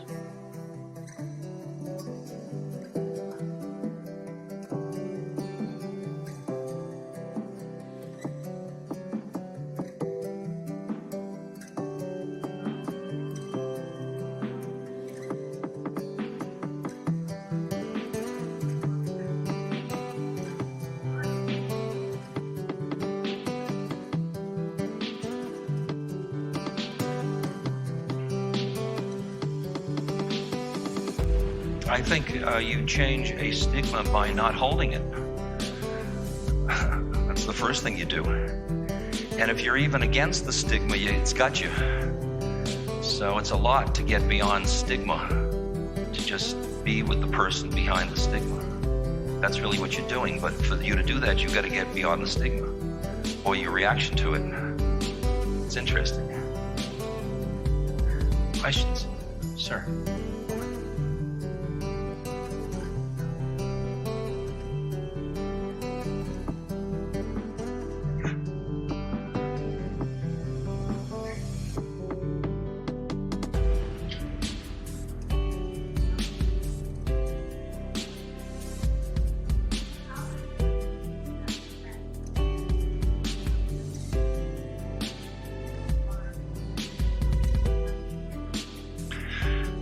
Aha!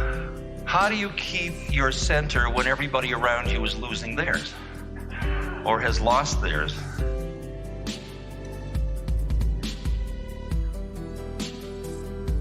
Well, I'll tell you, what you usually do is you pick battles you can win now and then, and you don't go near the really heavy things unless you have to.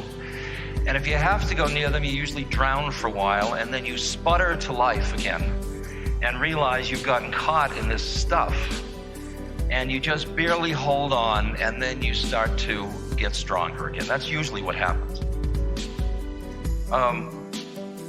Once you understand what this process of this curriculum of awakening is about, then that situation is like Kali has come with her tongue dripping blood to purify you. And you'd say, oh, wow, instead of being surrounded by satsang or sangha, I'm surrounded by total illusion. I remember the moment when I'd been thrown out of Harvard, and there was a press conference, because I was the first person in 6,000 years to be thrown out of Harvard. And the press was surrounding me, the television, the radio, and they were all looking at me like I was a loser, because I had taken on Harvard and lost.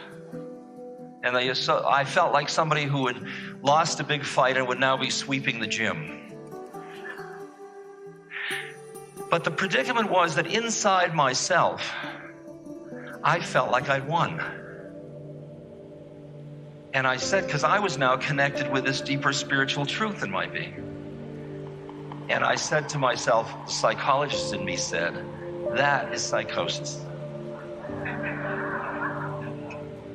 When everybody thinks one way and you think another way, you should give yourself a second opinion.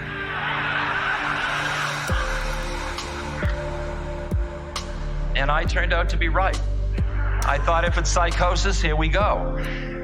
Because you can't deny your inner truth just because it happens to be psychotic at a cultural moment in history. Because what's psychosis in one moment is sainthood in another. Not always, but questions? Sir? The practice of meditation in my life.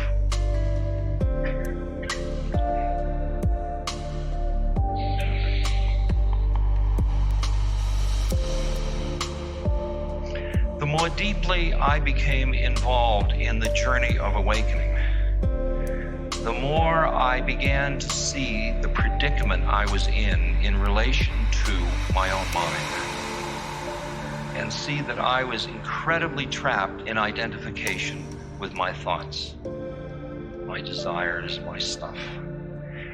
And it was in that appreciation that I first started to enter into meditation as a practice that promised that if I would use some discipline in undertaking it, it would help me extricate my awareness from identification with my thought.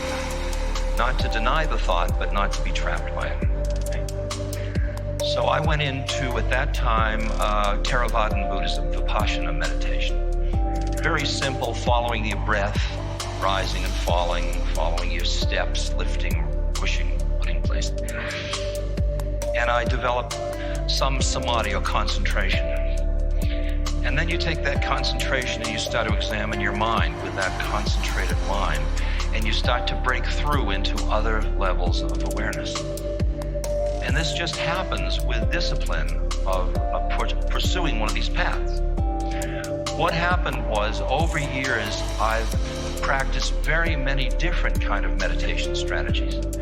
And I'm a kind of an eclectic dilettante, jerk. But what I found is that every one of them worked with another part of my being and helped me. I could see that each one started to have a payoff for me. And I started to be much more interested in a whole lot of other kinds of meditation practices, many more devotional, a lot of different kinds. Am I dealing with your question? No. Yes?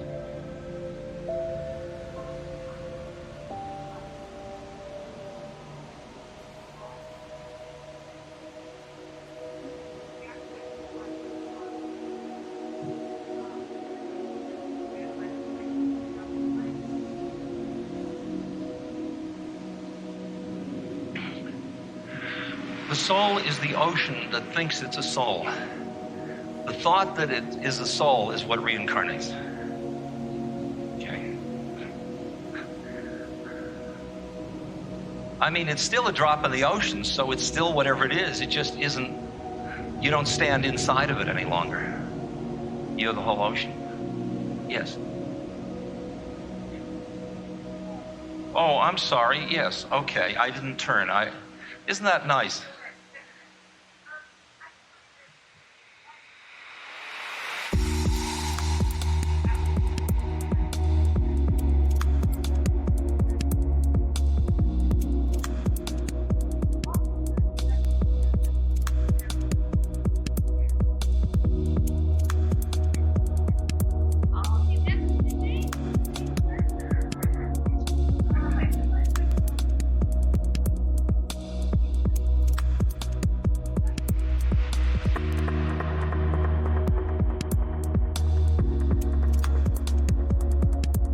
Well, who are the U-turns to? I mean, you're watching it all.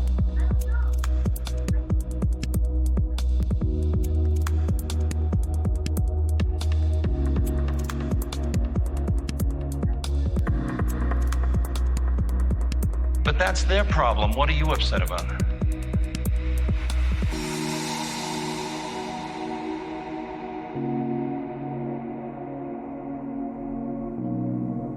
Well, as you do inner work through whatever method you do, you become different. It's not like you have something, it's you are something, or you open to a deeper part of what you are. And that isn't exactly takeable away, because it's what you are, right? That's their problem. If you get caught in it, that's your problem. You're saying, I get caught in their judgments of me because I'm trying to convince them I'm right. You said. I would say you hold what you believe and be what you believe. One of my friends called from a mental hospital and he said, I know I'm the Buddha. He said, but when I tell my mother that, she's not the least bit appreciative. But he said, when I am the Buddha, she really likes it. Okay.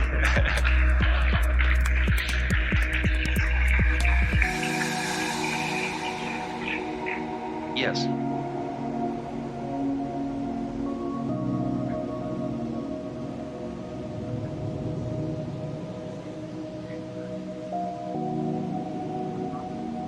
Yeah.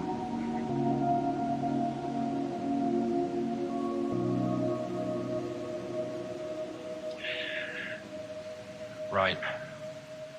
He said that in talking about the chakras, he's heard me talk a lot about the lower three and a little bit about the fourth, but he's heard precious little about the fifth, sixth, and seventh.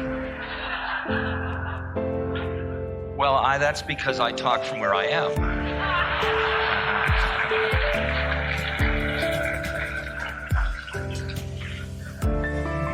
I've only heard tell about those other chakras.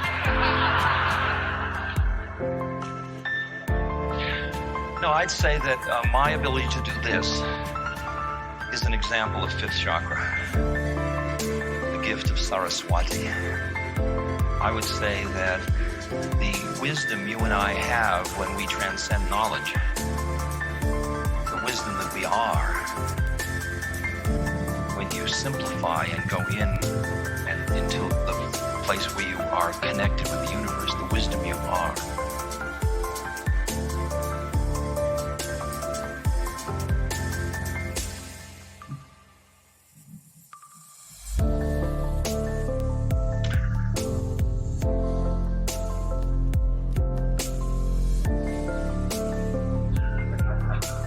I love that. What happens is, I start to go with the wisdom you are, and it just takes me into the wisdom you are. And then I'm not the least bit interested where I was a moment before. Now, it's interesting, when you're alone thinking, you don't mind doing that at all. But we are with each other, we keep feeling we're supposed to be linear. I get you, and the second point is, and I watch myself being very frustrated with me because I'm not more linear, but yet I don't think linearly at all. And the fun is, since we are recognizing a space of our consciousness by being together,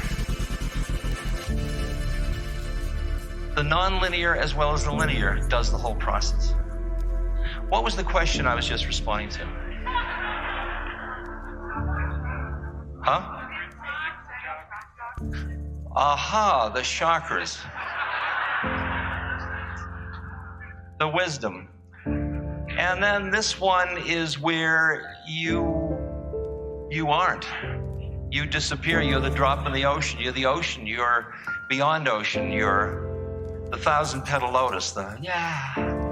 So I may drop up there for a second, but I hardly have time to see the view.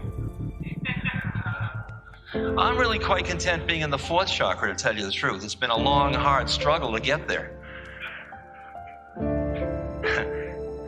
But as you get older, it gets easier. Sweet as they may be, yes.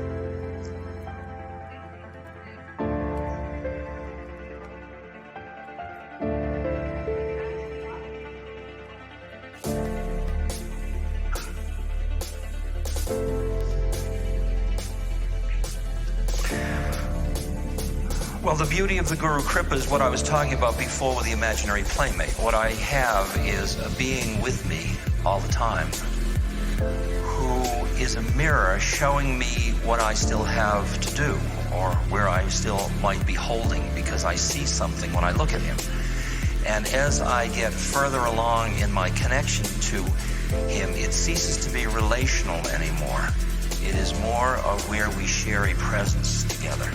It is not I have become him. I am far from becoming Maharaji. And he's dead and I'm alive. I mean, we are not one. And yet, there is a way in which that presence is transcending the way in which I am a seeker and he is a guru. And that's a very delicious stage of my existence at the moment. Yes. Yes.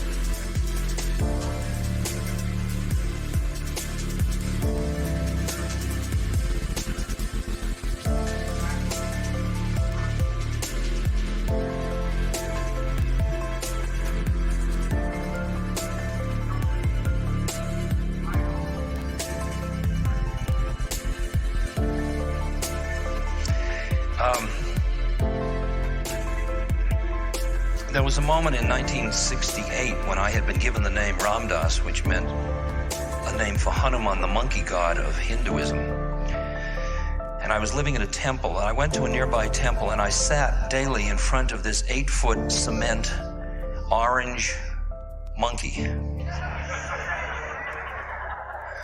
with his chest ripped open, in which were a male and female form, Ram and Sita.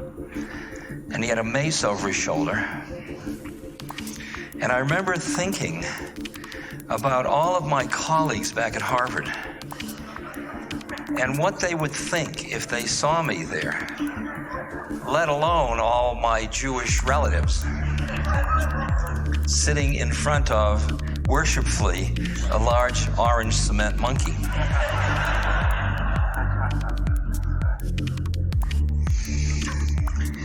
But what I was doing a very ancient spiritual practice, actually, which is the practice of devotion, which uses dualism to go beyond dualism. And so that you go into the essence of Hanuman, and then Hanuman is pointed towards Ram, and then you go through Ram, and then you go beyond. So I just see it as a method. I don't worship cement monkeys. I am using it as a method to get free, just in the same way as I would use the halakhic law to get free in Judaism. And I hear, like, I have a lot of difficulty in Judaism, for example, because there are ways in the halakhic law, for example, where it says if you don't have a vision, if you have a vision and that vision isn't the same vision that the great visionaries had, the prophets, and you articulate that vision, you are a false prophet. And I can't hear any instruction that tells me to invalidate my own intuitive sense of what is the closest to my truth. I really want to hold in the politics of consciousness the freedom to trust that intuitive thing. So I have a hard time with things like that.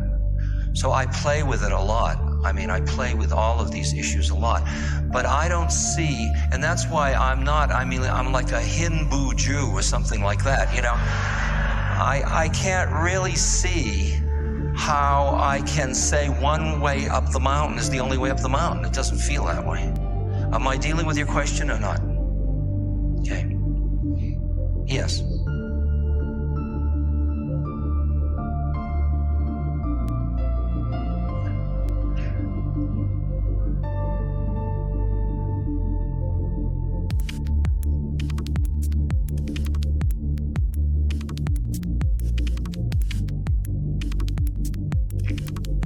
She's asking about the experience of emptiness and the comparison between the experience of emptiness you might have with psychedelics, or entheogens as they're now called, and or meditation, right? Is that the question?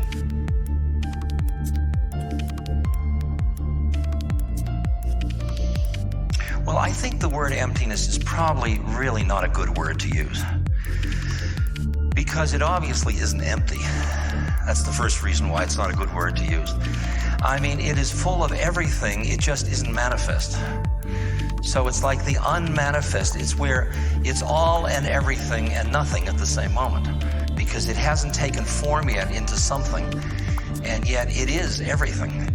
So in a way, you would say that one of the ways of thinking about God is as that unmanifest everything or nothing. And for example, in meditation practice, you can go into nirvikalpa samadhi, formless emptiness, through bringing your concentration in so tight you can go between two thoughts. You go into the space between two thoughts, and there is no universe. And when you do that, you come into an experience in which, or see, there's where the words fall down, because it is not an experience. It is a moment in which experiencer and experience are no longer in a dualistic relationship to one another. So there is no experience, so there's nothing. but you are everything. That's what that emptiness is we're talking about.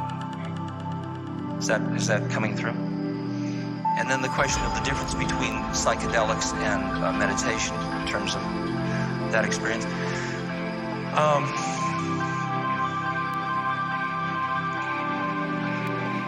I don't know that I'm really clear in my own mind about it. I'll tell you what my guru said, which I thought is pretty interesting. He said, your medicine, meaning LSD, he said it would allow you to come into the presence of Christ and have Christ darshan. You could be with, he said, but you could only stay for 2 hours and then you'd have to leave. He said it would be better to become Christ than visit him, but your medicine won't do that. Okay. So what I heard was that the medicine was an astral analog of emptiness rather than emptiness. But to me, that was still pretty useful along the way. I still like having 2 hours with Christ. Okay, is that dealing with the question? Yes.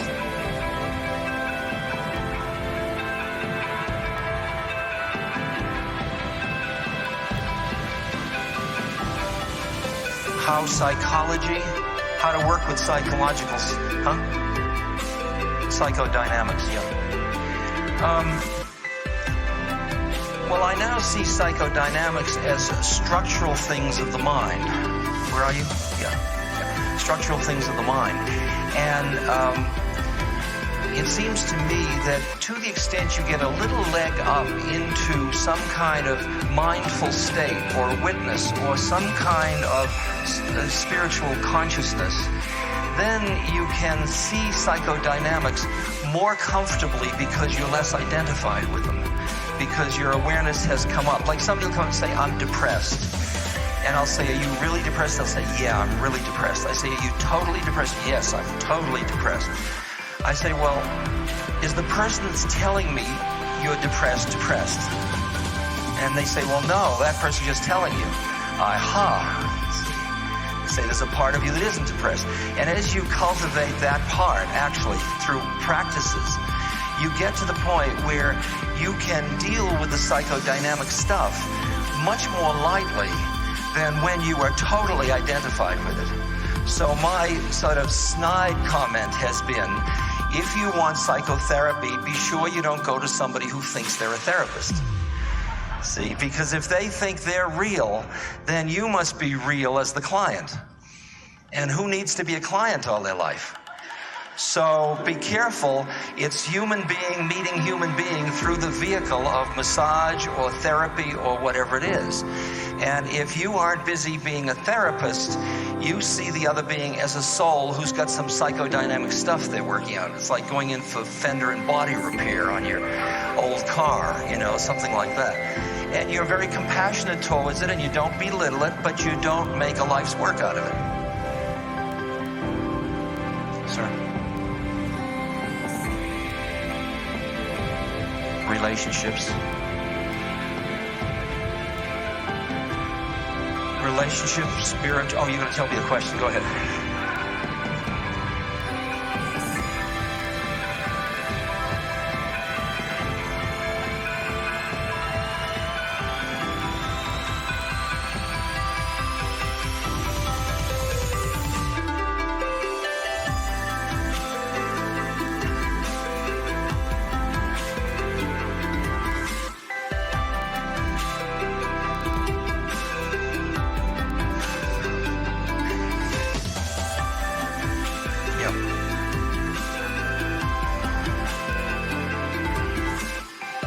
Got it.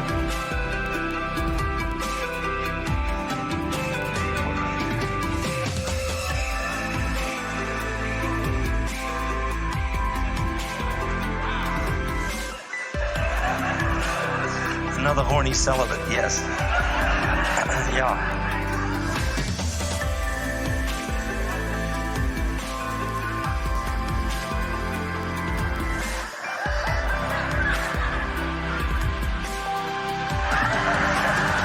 repeat the question in a second in a paraphrased form. He's getting to the question.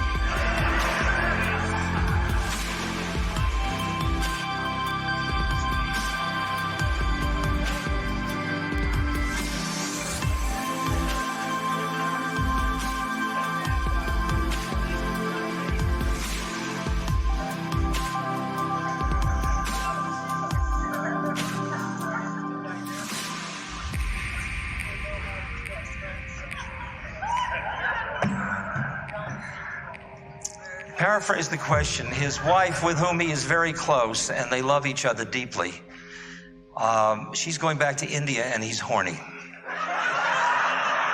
That's part of it. That is part of it. Huh? Is that part of it? Yeah, that is part of it. Okay. I mean, now this is an interesting predicament. I mean, I hear it. There are a number of choices. We can ask ℓσνє̓τєρ, what?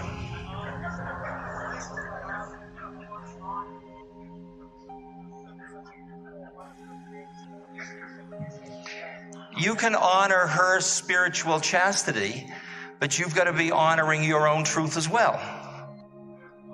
There is the conflict, yes. That becomes the spiritual practice right there, that tension.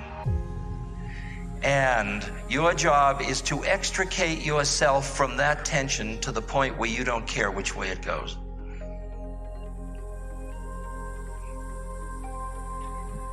And that's using that as a yoga. Doesn't mean you still won't be horny, but you won't be busy being horny. Do you hear what I'm saying at all or not?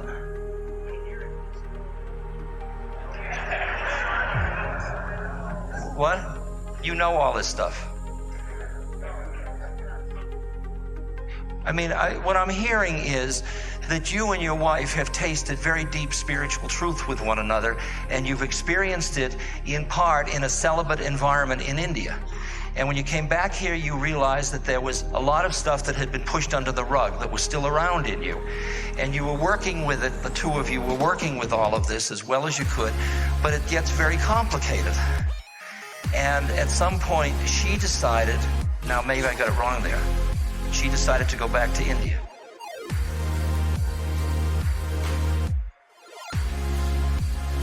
Okay, well,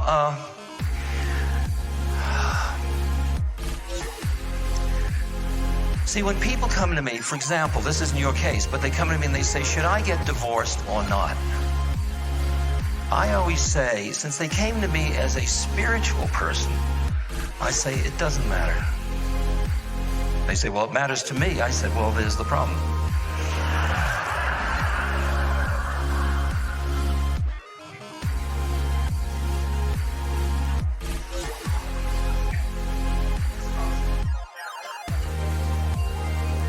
I'm sure you went through a culture shock. It's a very horny culture. There's a lot of stuff arousing prurient interest everywhere you look. You know, and if you're going to buy those mind states, you're going to go the trip.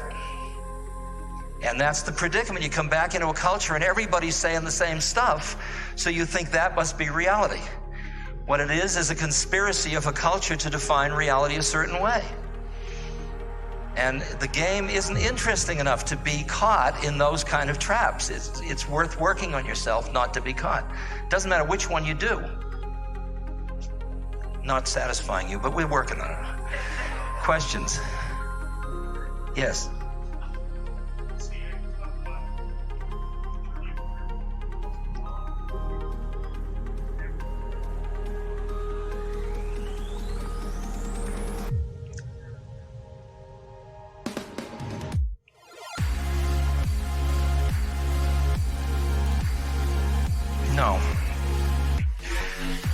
No, the journey of awakening isn't choice, unfortunately.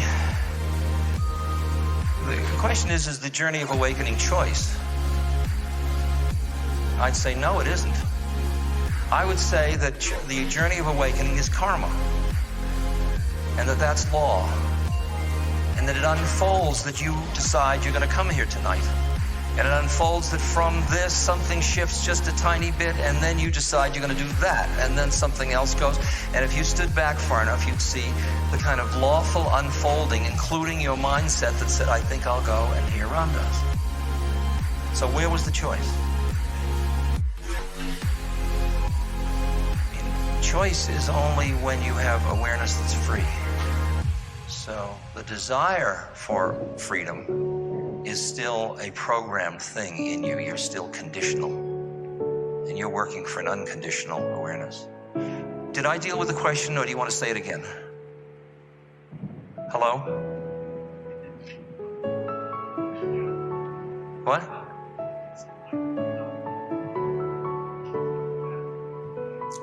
Well, willpower and concentration, like I talk about discipline and all that, I kind of think that's all kind of bullshit, actually. I really think it's this horrible, this thing, we got to get behind ourselves and push, or it's an old Freudian thing that if you don't have the superego, the id's going to take over and destroy everything. And I just don't buy that trip about human beings. I really don't. I'd rather say to somebody, lazy, be lazy, and then see what happens. When you need to go to the toilet, you're not lazy.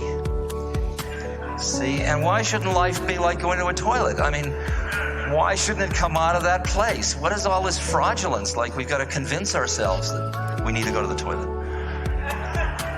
Yes.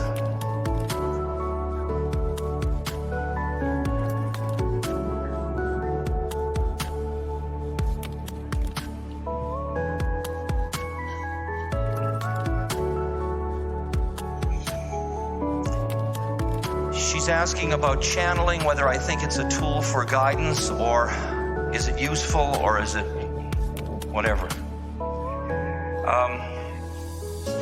I wrote a preface for the books of Emmanuel, which are books about a disembodied being that speaks through a woman named Pat Rodegast, who he doesn't possess her, he just talks to her, whatever that's called. And I realized over the years that there had been many times when I had been talked to about various beings from other places sending messages. And as I looked over those messages, I realized that all beings that didn't have bodies weren't bright. Right? That there were a lot of schlock astral beings who were losing when they were alive and then say, well, I'll send back messages, and send back losing messages now too. See? So I realized that you just couldn't, just because somebody was disembodied didn't mean you should elevate them. They should still have the same criteria you'd impose for anybody else. Does it intuitively feel right?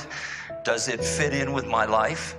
And what I've come to, and I said in that preface, was I have no idea whether Pat Rodegast, through whom Emmanuel comes, is just a vertical schizophrenic that has no knowledge of this other being at all as herself, or whether Emmanuel is galumphing through the astral something, having pity upon these slobs down there and sending the, like, I said to Emmanuel, I like him because he's got a sense of humor. I said, Emmanuel, what should I tell people about dying, since I talk to people about dying all the time? He said, Ram Dass, tell them it's absolutely safe.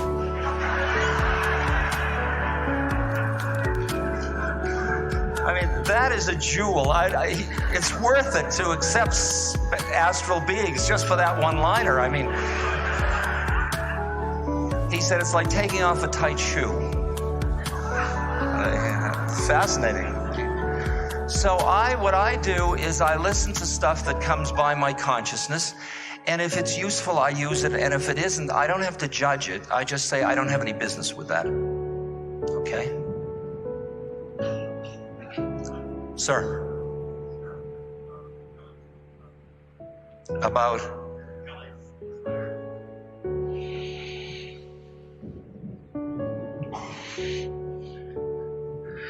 well, Kelly was a quadriplegic that I knew for many years, and many of us did and loved and treasured very much. He became quadriplegic when he was before puberty, and I knew him at around 28 or 30 or something like that. And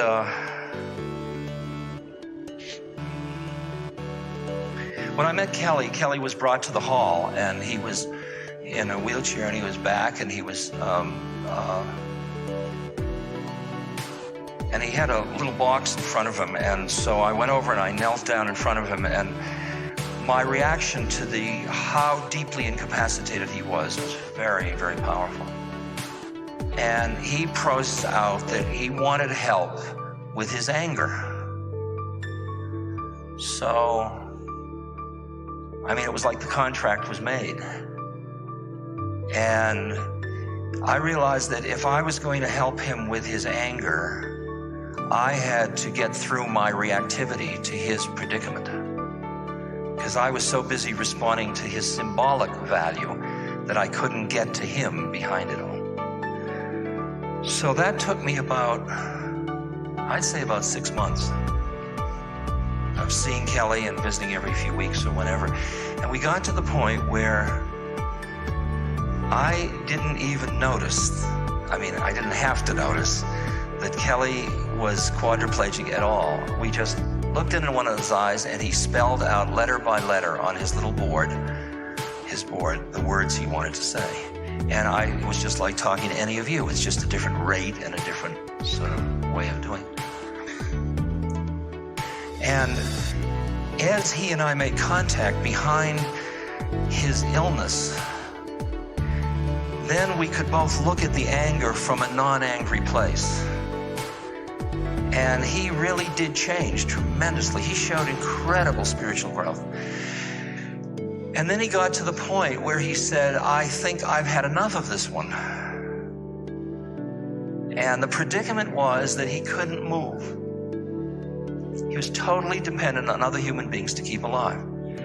So none of them could afford to help him die without putting themselves in a tremendously high-risk legal situation.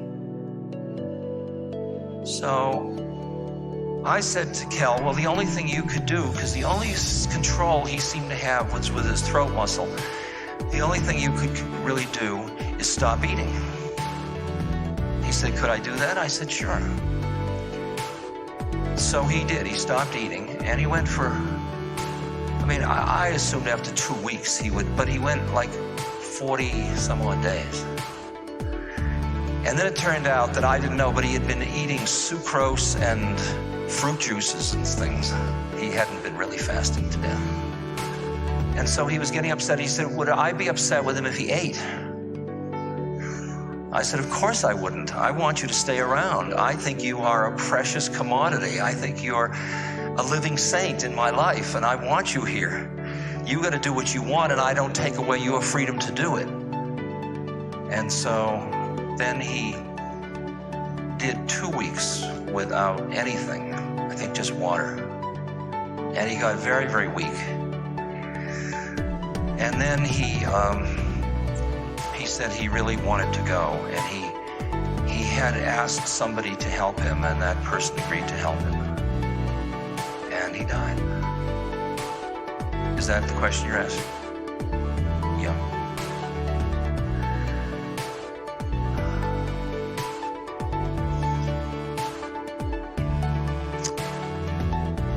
We should stop shortly. Yes. Fear and getting past fear.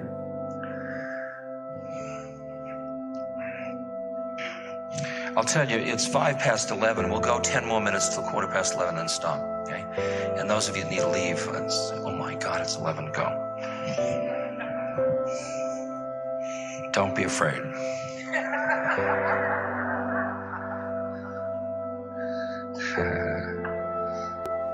But if you're afraid, stay. I'm going to talk about fear.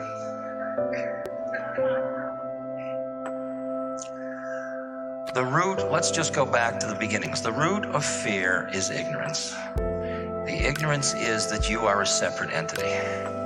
As long as you identify with your separateness, there will be fear. As long as you extricate yourself from that identification, you will enter a part of your being which has nothing to be afraid of. The separate entity has a lot to be afraid of because it's going to cease to exist in practically no time. And it's also going to go through all its stuff. So there is fear in separateness. And as you awaken from that and balance it, that you are separate and you are not separate, that part of you that is not separate is not in fear. And that is the part that balances and makes you able to be with the fear without making believe it doesn't exist or without being taken over by it. So that you can be, it doesn't mean fear goes away. You may still feel the fear, but the other part of your consciousness will be able to say, ah, fear. So instead of I'm afraid, it's more like I'm afraid is one level and there's fear is another level. And as you keep cultivating that other part of your consciousness, at least it does for me, I find that the fears just don't have the seduction anymore. That there's a part of me that sees the fear as just my mind grabbed hold again, let go. Am I dealing with your question? Sort of. Yes. How about judgment? It's a terrible question. How about judgment? What I have found is that I was a very, very judging person. It's interesting, I noticed that when I go out in the woods and I look at aspens and I look at oak and I look at pinyon, I don't sit around judging them. I just appreciate them. But the minute I come near humans, see, I mean, I can even do with cats, I can even appreciate different cats, but in humans, I go into a judging mode. And I think that has to do with my fear, my own fears as a separate entity, you know, and I'm positioning myself in a comfortable way by making myself the judge. And I would say that every time I find myself judging now, I use it as a technique by saying, take the thing you were judging and turn it into appreciation. Just appreciate how it is.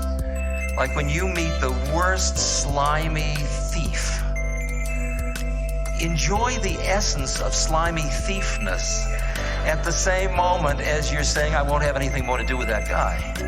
You know, a person, maybe a woman. Okay, am I dealing with the question? It's flip it around. And I do, I intentionally flip it. Because I feel when I get into my judging mind, I get extremely curmudgeon-y. And I don't even like me at all. It's no fun to be a judge. Yes.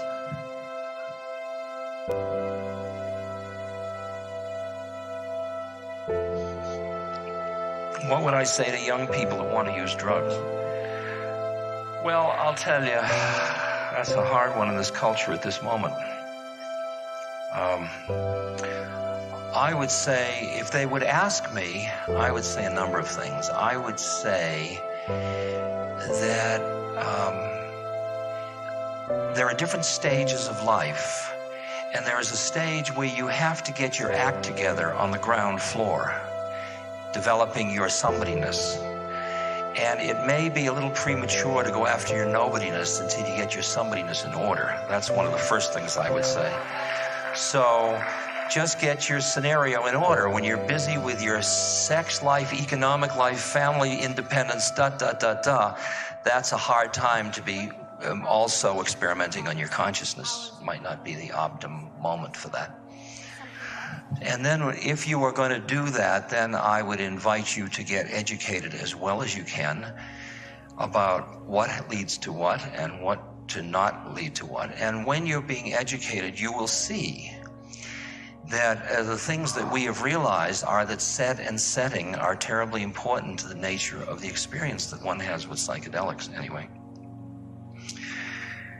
And the predicament is that the setting in this culture has a lot of paranoia connected with it.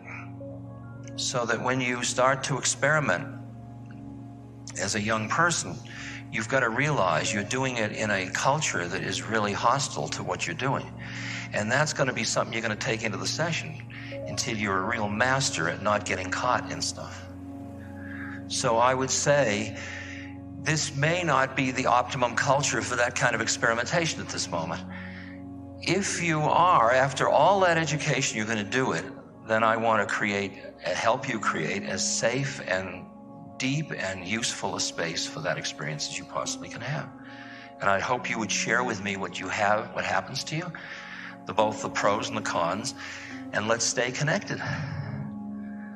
Because my models and judgment about it all can cut me off from you if I'm not careful. Yeah. Okay. Yes.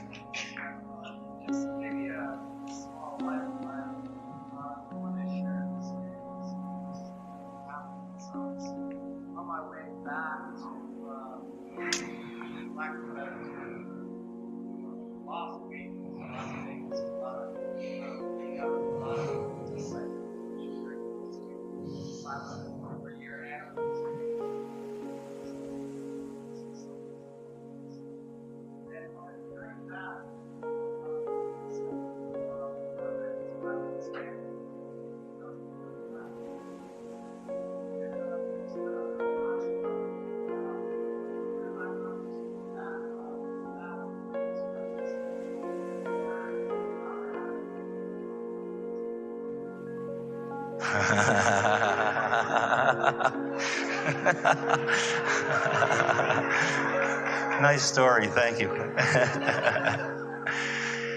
Well, everybody, this was a great opportunity for us to be together. I really appreciate us coming together to explore truth together. It feels very sweet. Thank you.